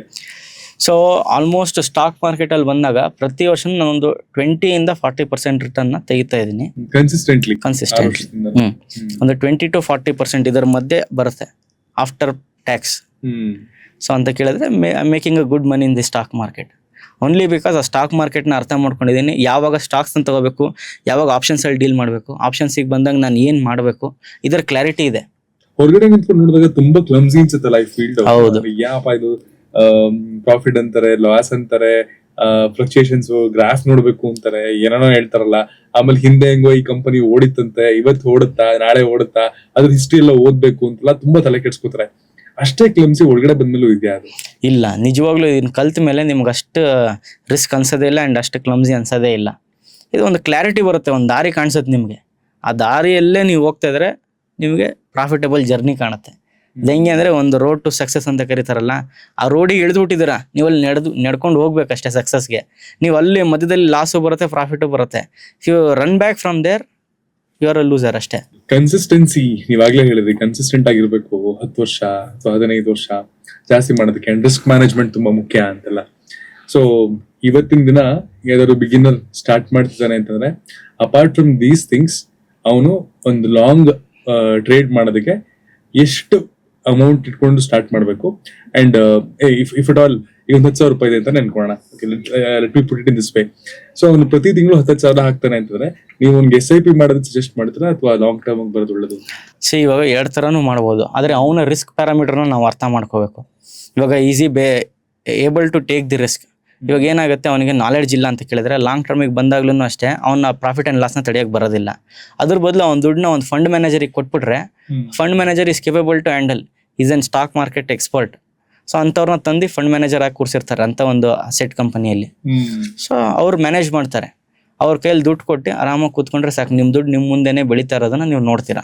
ತುಂಬಾ ಥಿಯರಿಗಳಿದೆಯಲ್ಲ, ಈ ಫಂಡಮೆಂಟಲ್ ಥಿಯರಿ, ಫಂಡಮೆಂಟಲ್ ಅನಾಲಿಸಿಸ್ ಅಂತಾರೆ, ಟೆಕ್ನಿಕಲ್ ಅನಾಲಿಸಿಸ್ ಅಂತಾರೆ, ಆಲ್ಗರಿದಮಿಕ್ ಅನಾಲಿಸಿಸ್ ಅಂತೆಲ್ಲ ಅಂತಾರೆ.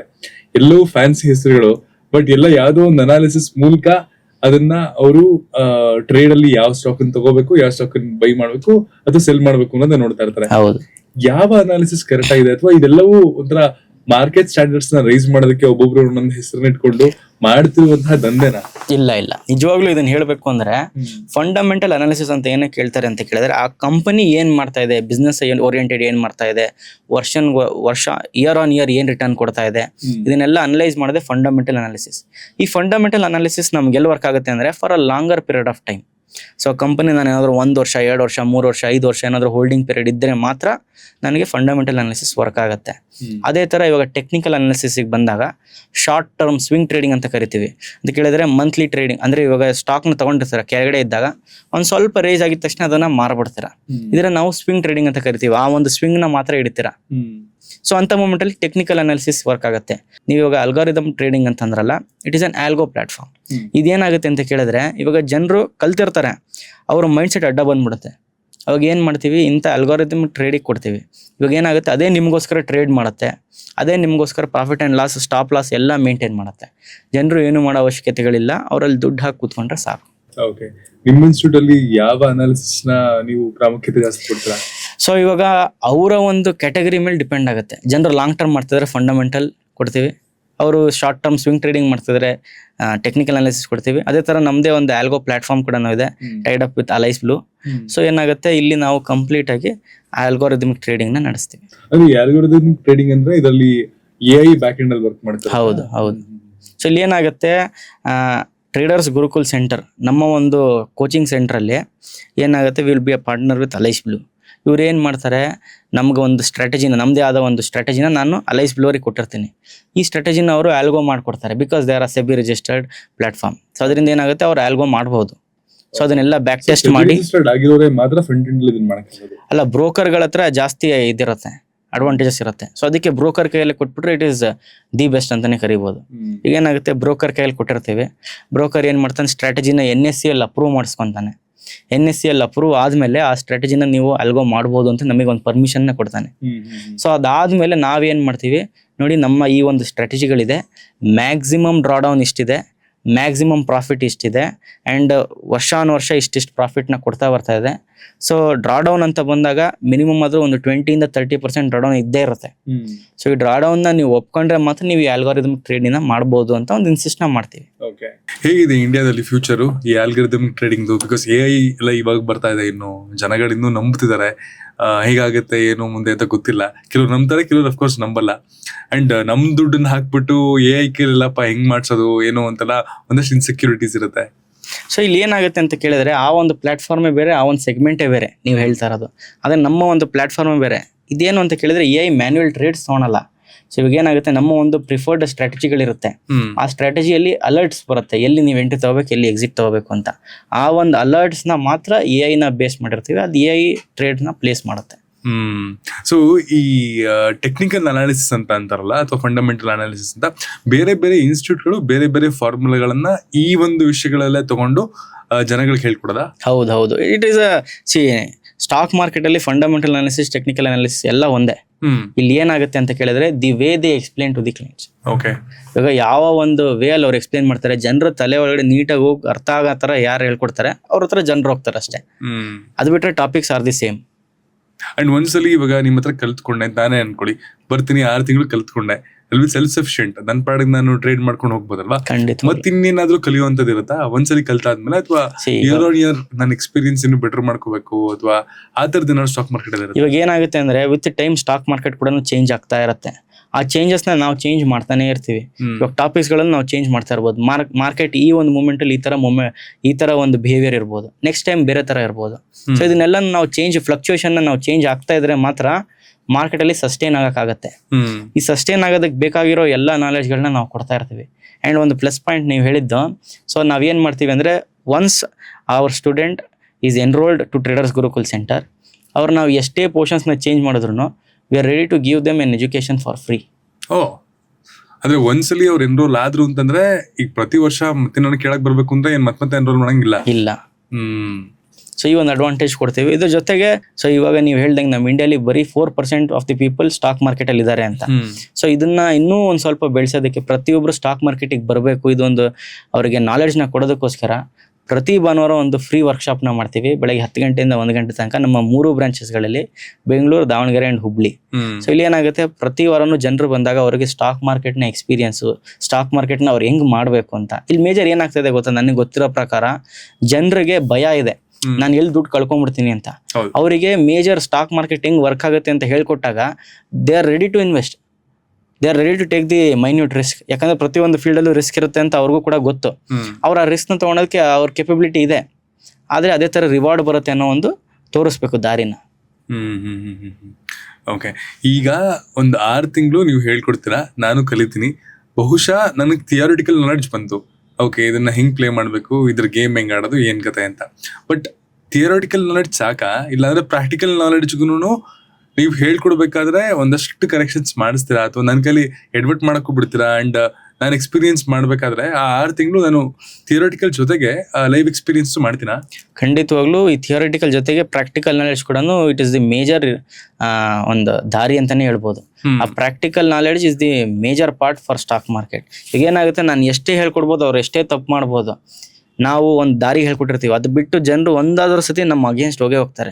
ಯಾಕಂದ್ರೆ ಅಲ್ಲಿ ನಾನು ಏನೋ ಒಂದು ಸಾಧನೆ ಮಾಡ್ತೀನಿ ಅಂತ ಎಲ್ಲೋ ಆ ಕಡೆ ಒಂದ್ಸತಿ ಓಡಿಸ್ಕೋತಾರೆ, then they will come back to the track. ನಾವು ಅವ್ರು ಇದೇ ಟ್ರ್ಯಾಕಲ್ಲಿ ಹೋಗ್ಬೇಕು ಅಂತ ನಾವು ಹೇಳಕ್ಕಾಗೋದಿಲ್ಲ. ಒಂದ್ಸತಿ ಅವರ ಎಕ್ಸ್ಪೋಜರ್ನ ತಗೊಂಡು ಅವ್ರಿಗೆ ಹೋದಾಗ, ಓ ಇಲ್ಲಿ ನನ್ಗೆ ಈ ಥರ ಹಿಂಗೆ ಲಾಸ್ ಆಗ್ತಾ ಇದೆ ಅಂತ ಅರ್ಥ ಮಾಡ್ಕೊಂಡಾಗ they will come back to the track. 5,000 ಜನನ ಇದುವರೆಗೂ ಟ್ರೈನ್ ಮಾಡಿದಾರಲ್ಲ, ಅದ್ರಲ್ಲಿ ಎಷ್ಟು ಜನ ಫುಲ್ ಟೈಮ್ ಟ್ರೇಡ್ ಮಾರ್ಕೆಟಿಂಗ್ ಮಾಡ್ತಾರೆ ಆಕ್ಟಿವ್ಲಿ? ಸೊ ಇವಾಗ ಸ್ಟಾಕ್ ಮಾರ್ಕೆಟ್ ಅಲ್ಲಿ ತುಂಬಾ ಜನ ಫುಲ್ ಟೈಮ್ ಟ್ರೇಡರ್ ಅಂತ ಮಾಡಕ್ ಬರೋದಿಲ್ಲ. ತುಂಬಾ ಜನ ಬರೋದು ಒಂದು ಸೆಕೆಂಡರಿ ಸೋರ್ಸ್ ಆಫ್ ಇನ್ಕಮ್ ಬೇಕು ಅಂತ ಅಂದ್ಬಿಟ್ಟು. We always promote stock market as a passive income, ಒಂದು ಸೆಕೆಂಡರಿ ಸೋರ್ಸ್ ಆಫ್ ಇನ್ಕಮ್ ತರ ಮಾಡ್ಕೊಳ್ರಿ ಅಂತ ಅಂದ್ಬಿಟ್ಟು.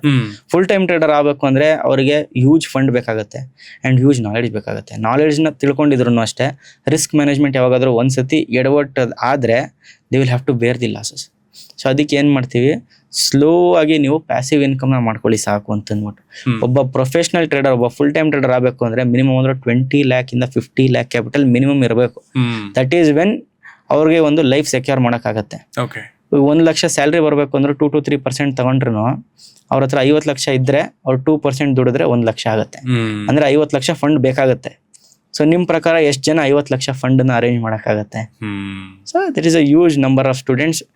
ತುಂಬಾ ಜನ ನಾವು second source of income push ಮಾಡ್ತೀವಿ ಹೊರತು ಫುಲ್ ಟೈಮ್ ಟ್ರೇಡರ್ ಮಾಡೋದಕ್ಕೆ it is very difficult task. ಅವ್ರಿಗೆ ಮೈಂಡ್ ಸೆಟ್ ಬರೋದಿಲ್ಲ. ಅಂಡ್ ತುಂಬಾ ಇನ್ಸ್ಟಿಟ್ಯೂಟ್ಗಳ ವಿಷಯಕ್ಕೆ ಅಂತ ಬಂದಾಗ ಜನರಲಿ ನನ್ನ ಫ್ರೆಂಡ್ಸ್ ಹೇಳಿರೋದು ಅಥವಾ ಬೇರೆ ಕಡೆ ಕೇಳಿದಾಗೆಲ್ಲ ಇದೆಲ್ಲ ಸ್ಕ್ಯಾಮು, ಲೋಗಿದ್ದೆ ಸುಮ್ಮನೆ ದುಡ್ಡು ಇಸ್ಕೊಂಡ್ರು ನಂಗೇನು ಹೇಳ್ಕೊಡ್ಲಿಲ್ಲ, ಅಥವಾ ನಂಗೇನು ಅಷ್ಟು ನಾಲೆಡ್ಜು ಇಲ್ಲ ಈಗ. ಅಂಡ್ ಅವ್ರಿಗೆ ತುಂಬಾ ಗೊತ್ತಿಲ್ಲ, ಅವ್ರು ಸುಮ್ಮನೆ ದುಡ್ಡು ಮಾಡ್ತಾರೆ, ಗೊತ್ತಿದ್ರೆ ಅವರೇ ದುಡ್ಡು ಮಾಡಿರೋರು ಇನ್ಸ್ಟಿಟ್ಯೂಟ್ ಮಾಡ್ಕೊಂಡು ಯಾಕೆ ಮಾಡ್ತಾರೆ ಅಂತೆಲ್ಲ ಹೇಳ್ತಾ ಇರ್ತಾರೆ. ನೀವು ಹೇಳಿ 3 ಕಾಮನ್ ಅಡ್ವರ್ಟೈಸ್ಮೆಂಟ್ಸ್ ಜನಗಳನ್ನ ದಾರಿ ತಪ್ಪಿಸ್ತಿದೆ, ಇದು ನೀವು ಸ್ಟಾಕ್ ಮಾರ್ಕೆಟ್ ಈ ತರ ಕಲಿಬೇಕು ಅಂತ ಹೇಳಿ ಒಂದು 3 ಕಾಮನ್ ಅಡ್ವರ್ಟೈಸ್ಮೆಂಟ್ಸ್ ನೀವು ನೋಡಿ ಏನ್ ಹಿಂಗ್ ಹಾಕಿದಾರಲ್ಲ ಅಂತ ಅನ್ಸಿರೋದು ಯಾವುದು? ಒಂದು, ಜಾಸ್ತಿ ಇಂಟ್ರಾಡೇ ಟ್ರೇಡಿಂಗ್ ನ ಪುಷ್ ಮಾಡೋದು. ನೆಕ್ಸ್ಟ್, ಜನರಿಗೆ ರಾಂಗ್ ದಾರಿ. ಇವಾಗ ಏನಾಗುತ್ತೆ, ಅವ್ರ ಕಲಿಕೆ ಬಿಟ್ಬಿಟ್ಟು ತಗೊಳಪ್ಪ ನನ್ನ ಟಿಪ್ಸ್ ತಗೊಳಪ್ಪ, ನೀನ್ ದುಡ್ಡು ಮಾಡು ಅಂತ ಕೊಡ್ತಾ ಇದಾರೆ. ಇವಾಗ ಒಂದನ್ನ ಯೋಚನೆ ಮಾಡ್ರಿ, ಅಕಸ್ಮಾತ್ ಅವರು ಅಷ್ಟು ಚೆನ್ನಾಗಿ ಟಿಪ್ಸ್ ಕೊಡ್ತಾ ಇದ್ರೆ ಅವರು ಟಿಪ್ಸ್ ಕೊಡೋ ಅವಶ್ಯಕತೆ ಏನಿತ್ತು? Correct.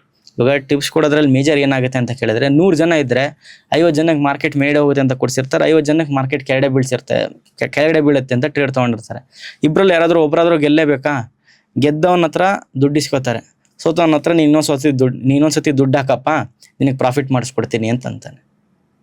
So this is the whole game. ಜನರನ್ನ ಜನರನ್ನ ಒಂದು ರಾಂಗ್ ದಾರಿ ಕರ್ಕೊಂಡು ಹೋಗ್ತಾ ಇದಾರೆ. Stock market is only for people who are business oriented. ಇವಾಗ ಏನಾಗುತ್ತೆ, ನೀವು ಸ್ಟಾಕ್ ಮಾರ್ಕೆಟ್ನ ಒಂದು ಬಿಸ್ನೆಸ್ ಆಗಿ ನೋಡಿದ್ರೆ ಮಾತ್ರ you can come to stock market. ಇಲ್ಲಿ ನಾನು ರಾತ್ರಿ ನಾನು ಶ್ರೀಮಂತ ಆಗಬೇಕು, ನಾನು ಒಂದೇ ದಿನದಲ್ಲಿ ನಾನು 1 ಕೋಟಿ ದುಡಿಬೇಕು ಅಥವಾ 10 ಲಕ್ಷ ದುಡಿಬೇಕು, ಅಥವಾ ನನಗೆ ಇವತ್ತಿನ ದಿನ ಇಮಿಡಿಯೇಟ್ ಆಗಿ ಫೋನ್ ಮಾಡಿ ನನಗೆ 5-10 ಸಾವಿರ ದುಡ್ಡು ಬೇಕು ಸರ್, ಸ್ಟಾಕ್ ಮಾರ್ಕೆಟಲ್ಲಿ 1 ಲಕ್ಷ ಹಾಕ್ತೀನಿ, ನನಗೆ ಇವತ್ತೇ ಬೇಕು ಅಂತ ಕೇಳಿದ್ರೆ ಮಾಡುವಂಥ ಜಾಗ ಅಂತೂ ಅಲ್ಲ ಅದು. ಇಲ್ಲಿ ಜೆನ್ಯೂನ್ ಸ್ಟಾಕ್ ಮಾರ್ಕೆಟ್ ಇನ್ಸ್ಟಿಟ್ಯೂಟ್ ಇದು ಅಂತ ನಮ್ಗೆ ಅನ್ಸೋದಕ್ಕೆ ವಾಟ್ ಆರ್ ದ ಸೈನ್ಸ್? ಎಲ್ಲರೂ ಹೋಗಿರ್ತೀನಿ, ಓಕೆ ಇಲ್ಲಿ ಕಲ್ತ್ರೆ ನಂಗೆ ಒಂದು ಸ್ವಲ್ಪ ನಾಲೆಡ್ಜ್ ಬರುತ್ತಪ್ಪ ಅಂತ ಅನ್ಸೋದಕ್ಕೆ. ಸೊ ಮೇಜರ್ ಏನಾಗಬೇಕು ಅಂದರೆ, ಪ್ರತಿಯೊಬ್ಬರು ಹೋಗೋ ದಾರಿಯಲ್ಲಿ ಹೋಗಬಾರ್ದು, ಅವ್ರದ್ದೇ ಆದ ಒಂದು ಯೂನಿಕ್ ಟೆಕ್ನಿಕ್ಗಳಿರಬೇಕು. ಸೊ ಇವಾಗ ಏನಾಗುತ್ತೆ, ಮಾರ್ಕೆಟಲ್ಲಿ ಹಲವಾರು ಸ್ಟ್ರಾಟಜಿಗಳಿದೆ. ಸೊ ಆ ಸ್ಟ್ರಾಟಜಿಗಳು ಪ್ರತಿಯೊಬ್ಬರ ಹತ್ರನೂ ಇದೆ. ಆ ಸ್ಟ್ರಾಟಜಿ ಬಿಟ್ಟು ಇವ್ರ ಹತ್ರ ಏನಾದರೂ ಯೂನಿಕ್ ಆಗಿ ಇವ್ರು ಏನಾದರೂ ಹೇಳ್ಕೊಡ್ತಾ ಇದ್ದೀನಿ ಅಂತ ಅನಿಸ್ತಿದ್ದ ಕಡೆ ಹೋಗಬೇಕು. ಯಾಕಂದರೆ ಅವರಷ್ಟು ಯೂನಿಕ್ ಆಗಿ ಹೇಳ್ಕೊಡ್ತಾ ಇದ್ದಾರೆ ಅಂತ ಕೇಳಿದ್ರೆ ಅಲ್ಲಿ ಅಷ್ಟು ಸ್ಟೂಡೆಂಟ್ಸ್ಗಳು ಬಂದು ಕಲಿತಾ ಇದಾರೆ, ಪ್ರಾಫಿಟೇಬಲ್ ಆಗ್ತಾ ಇದಾರೆ ಅಂತಂದ್ರೆ ಅವರ ಯೂನಿಕ್ನೆಸ್ ಇಂದ ಅವರು ಕಲಿಬೇಕು. ಅಂಡ್ ಈ ಗೌರ್ಮೆಂಟ್ ರೆಗ್ಯುಲೇಷನ್ಸ್ ಅವಾಗ ಬದಲಾಗ್ತಾ ಇರುತ್ತೆ, ಸಿಕ್ಕಾಪಟ್ಟೆ ಟ್ಯಾಕ್ಸ್ ಸ್ಕೇಲಿಂಗ್ ಎಲ್ಲ ಮಾಡ್ತಾನೆ ಇರ್ತಾರೆ. ಇದೆಲ್ಲ ಎಷ್ಟು ಮಟ್ಟಿಗೆ ಇಂಪ್ಯಾಕ್ಟ್ ಆಗ್ತದೆ? ಇಷ್ಟೊಂದು ದುಡಿಯೋದೆಲ್ಲ ಪೂರ್ತಿ ಯಾರಿಗೆ ಕೊಡ್ಬೇಕಲ್ಲ ಅಂತ ಅನ್ಸುತ್ತೆ. ಏನೂ ಮಾಡೋಕ್ಕಾಗೋದಿಲ್ಲ. ನಾವು ಇಂಡಿಯಲ್ಲಿ ಇರ್ತಾ ಇದೀವಿ ಅಂತ ಅಂದಮೇಲೆ ರೂಲ್ಸ್ ಆ್ಯಂಡ್ ರೆಗ್ಯುಲೇಷನ್ಸ್ನ ಫಾಲೋ ಮಾಡಲೇಬೇಕು. ಸೊ ಅದಕ್ಕೆ ಇವಾಗ ನೋಡ್ರಿ, ಅವರ ರೆಗ್ಯುಲೇಷನ್ ಪ್ರಕಾರ ನೀವೇನಾದರೂ ಲಾಂಗ್ ಟರ್ಮ್ ಮಾಡ್ತಾ ಇದ್ರೆ 12% ಟ್ಯಾಕ್ಸ್ ಕಟ್ಟಬೇಕು ನೀವೇನೇ ಲಾಭ ಮಾಡಿದ್ರು. ಅದೇ ಶಾರ್ಟ್ ಟರ್ಮ್ ಮಾಡ್ತಾ ಇದ್ರೆ 20% ಟ್ಯಾಕ್ಸ್ನ ಕಟ್ಟಬೇಕು. ಇಂಟ್ರಾಡೇ ಮಾಡ್ತಾ ಇದ್ರೆ 30% ಟ್ಯಾಕ್ಸ್ನ ಕಟ್ಟಬೇಕು. ಸೊ ಇಲ್ಲಿ ನಮ್ಗೆ ಏನು ಅರ್ಥ ಆಗ್ತಾ ಇದೆ ಅಂತ ಕೇಳಿದ್ರೆ, ನಾವು ಏನು ಮಾಡಬಾರ್ದು ಅಂತ ಅಂದ್ಬಿಟ್ಟು. ಸೊ ಇವಾಗ ಸರ್ಕಾರ ನಮ್ಗೆ ಹೇಳ್ತಾ ಇದೆ, ನೀ ಇಂಟ್ರಾಡೇ ಮಾಡಬೇಡ, 30% ಟ್ಯಾಕ್ಸ್ ಆಗ್ತಾ ಇದ್ದಾರೆ ಅಂತಂದ್ರೆ ಅಲ್ಲಿ ಲೂಸಿಂಗ್ ಸ್ಟ್ರೀಕ್ ಜಾಸ್ತಿ ಇದೆ ಅಂತ ಅಂದ್ಬಿಟ್ಟು. ಇದು ಎಕ್ಸ್ಪರ್ಟ್ಗಳು ಮಾತ್ರ ಮಾಡೋಕ್ಕಾಗತ್ತೆ, ಪ್ರತಿಯೊಬ್ಬರು ಮಾಡೋಕ್ಕಾಗೋದಿಲ್ಲ ಅಂತ ಅಂದ್ಬಿಟ್ಟು. ಅವಾಗ ಏನು ಮಾಡಬೇಕು? Swing trading, short term trading ಅಥವಾ ಲಾಂಗ್ ಟರ್ಮ್ ಟ್ರೇಡಿಂಗು ಇದನ್ನ ಮಾಡ್ಬೇಕು ನಾವು. ಅಂಡ್ ಗವರ್ನಮೆಂಟ್ ರೆಗ್ಯುಲೇಷನ್ಸ್ ಬಿಟ್ಟು ನೀವು ಟ್ರೇಡಿಂಗ್ ಇನ್ಸ್ಟಿಟ್ಯೂಟ್ ಅಲ್ಲಿ ಹೇಳ್ಕೊಡ್ಬೇಕಾದ್ರೆ ರೆಗ್ಯುಲೇಷನ್ಸ್ ಗಳಿದೆಯಾ, ಇದನ್ನ ಫಾಲೋ ಮಾಡೋದು ತುಂಬಾ ಒಳ್ಳೇದು ಅಂತ? ಹೌದು, ನಮ್ದೇ ಆದ ಪ್ಯಾರಾಮೀಟರ್ಸ್ಗಳು ಇರುತ್ತೆ. ಸೊ ಅದನ್ನ ಹೇಳ್ಕೊಡ್ಬೇಕು, ಅದನ್ನ ಹೇಳ್ಕೊಟ್ಟೇ ಕೊಡ್ತೀವಿ. ಸೊ ಅದನ್ನ ಹೇಳ್ಕೊಟ್ಟಾಗ್ಲೇ ಅವ್ರಿಗೆ ಒಂದು ಪ್ರಾಫಿಟಬಲ್ ದಾರಿಗೆ ನಾವು ತರಕಾಗತ್ತೆ. ಅದು ಬಿಟ್ಟು if they are going again ಅದು ರಿಸ್ಕ್ ಇದ್ದೇ ಇರುತ್ತೆ ಅವ್ರಿಗೆ.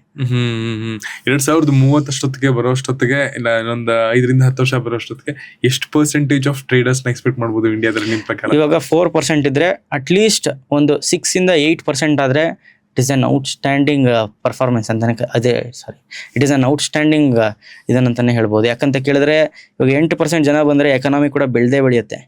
ಸೊ ಇವಾಗ ಏನಾಗುತ್ತೆ, ಎಕನಾಮಿ ಬೆಳೆದಾಗ ಇವಾಗ ಆಲ್ರೆಡಿ ಎಕ್ಸಿಸ್ಟಿಂಗ್ ಇರೋರು ಪ್ರಾಫಿಟ್ ಮಾಡ್ತಾರೆ, ಹೊಸಬ್ರು ಬರೋರು ಪ್ರಾಫಿಟ್ ಮಾಡ್ತಾರೆ. ಬಿಕಾಸ್ ಇಂಡಿಯಾ ಅನ್ನೋ ದೇಶದಲ್ಲಿ ನಮಗೆ India is an developing country, it is not A developed country. So ಈ ಒಂದು ನಮ್ಗೆ ಅಡ್ವಾಂಟೇಜ್ ಸಿಗುತ್ತೆ. ಸೊ ಇವಾಗ ಡೆವಲಪಿಂಗ್ ಕಂಟ್ರಿಯಲ್ಲಿ ನಾವು ದುಡ್ಡು ಹಾಕೋದ್ರಿಂದ ನಾವು ದುಡ್ಡು ಮಾಡೋ ಸಾಧ್ಯತೆಗಳು ಜಾಸ್ತಿ ಇರುತ್ತೆ. ಅಂಡ್ ಈ ಎಕನಾಮಿಕ್ಸ್ ಸ್ಕೂಲ್ ಟೆಕ್ಸ್ಟ್ ಬುಕ್ಸ್ ಅಲ್ಲಿ ನಾವು ಓದೇ ಇಲ್ಲ. ಒಂದು ವಯಸ್ಸಿಗೆ ಬಂದ್ಮೇಲೆ ಸ್ಟಾಕ್ ಮಾರ್ಕೆಟ್ ಇದೆ, ಈ ತರ ಇದೆ ಅಂತೆಲ್ಲ ಕೇಳ್ಪಟ್ವಿ. ಪ್ರಾಬಬ್ಲಿ ತುಂಬಾ ಚಿಕ್ಕ ವಯಸ್ಸಲ್ಲೇ ಇದೆಲ್ಲ ನರ್ಚರ್ ಆಗಿದ್ರೆ ನಮ್ GDP ಇಂಡಿವಿಜುವಲ್ ಕಾಂಟ್ರಿಬ್ಯೂಷನ್ ಖಂಡಿತವಾಗ್ಲು US ಅಲ್ಲಿ ಅಂತಾನು ಇದನ್ನ ಅವರು ಅರ್ಲಿ ಸ್ಟೇಜಸ್ ಆಫ್ ಎಜುಕೇಶನ್ಸ್ ಅಲ್ಲೇ ಹೇಳ್ಕೊಡ್ತಾರೆ. ಆದ್ರೆ ನಮ್ಮ ಇಂಡಿಯನ್ ಸ್ಟಾಕ್ ಮಾರ್ಕೆಟ್, ನಮ್ಮ ಇಂಡಿಯನ್ ಗವರ್ಮೆಂಟ್ ಅದನ್ನ ಇನ್ನೂ ಹೇಳ್ಕೊಡ್ತಾ ಇಲ್ಲ. ಇನ್ನು ಮುಂದಿನ ದಿನಗಳಲ್ಲಿ ಹೇಳ್ಕೊಡ್ಬೋದು. ಆದ್ರೆ ಅರ್ಲಿ ಏಜಸ್ ಅಲ್ಲಿ ಹೇಳ್ಕೊಡೋದ್ರಿಂದ ಏನಾಗುತ್ತೆ, ಪ್ರತಿಯೊಬ್ಬರಿಗೂ ನಾನು ಏನ್ ಮಾಡ್ಬೇಕು ಏನ್ ಮಾಡ್ಬಾರ್ದು ಅನ್ನೋ ಒಂದು ಅರಿವು ಬರುತ್ತೆ. ಇವಾಗ ಈ ಜನರು ಏನ್ ಮಾಡ್ತಾ ಇದಾರೆ ಅಂತ ಕೇಳಿದ್ರೆ, ಎಜುಕೇಶನ್ ಹೆಸರಲ್ಲಿ ನೀವು ಬರೀ ಜಾಬ್ ಹೋಗು ಅಂತಾನೆ ಪುಷ್ ಮಾಡ್ದಂಗ ಆಯ್ತು. ಇವಾಗ ಅವರ ಒಂದು ಕ್ರಿಯೇಟಿವಿಟಿನ ನಿಲ್ಲಾಗ್ಬಿಟ್ಟಿದೆ. ಅವ್ರು ಏನ್ ಮಾಡ್ಬೇಕು ಜೀವನದಲ್ಲಿ ಅಂತ ಗೊತ್ತಿಲ್ಲ. ಅದೇ 10,000 20,000 ಸಂಬಳಕ್ಕೆ ಒಂದು ಬ್ಯಾಗ್ ಹಾಕೊಂಡು ಹೋಗ್ರಪ್ಪ ಅಂತ ಕಳಿಸ್ತಾ ಇದಾರೆ.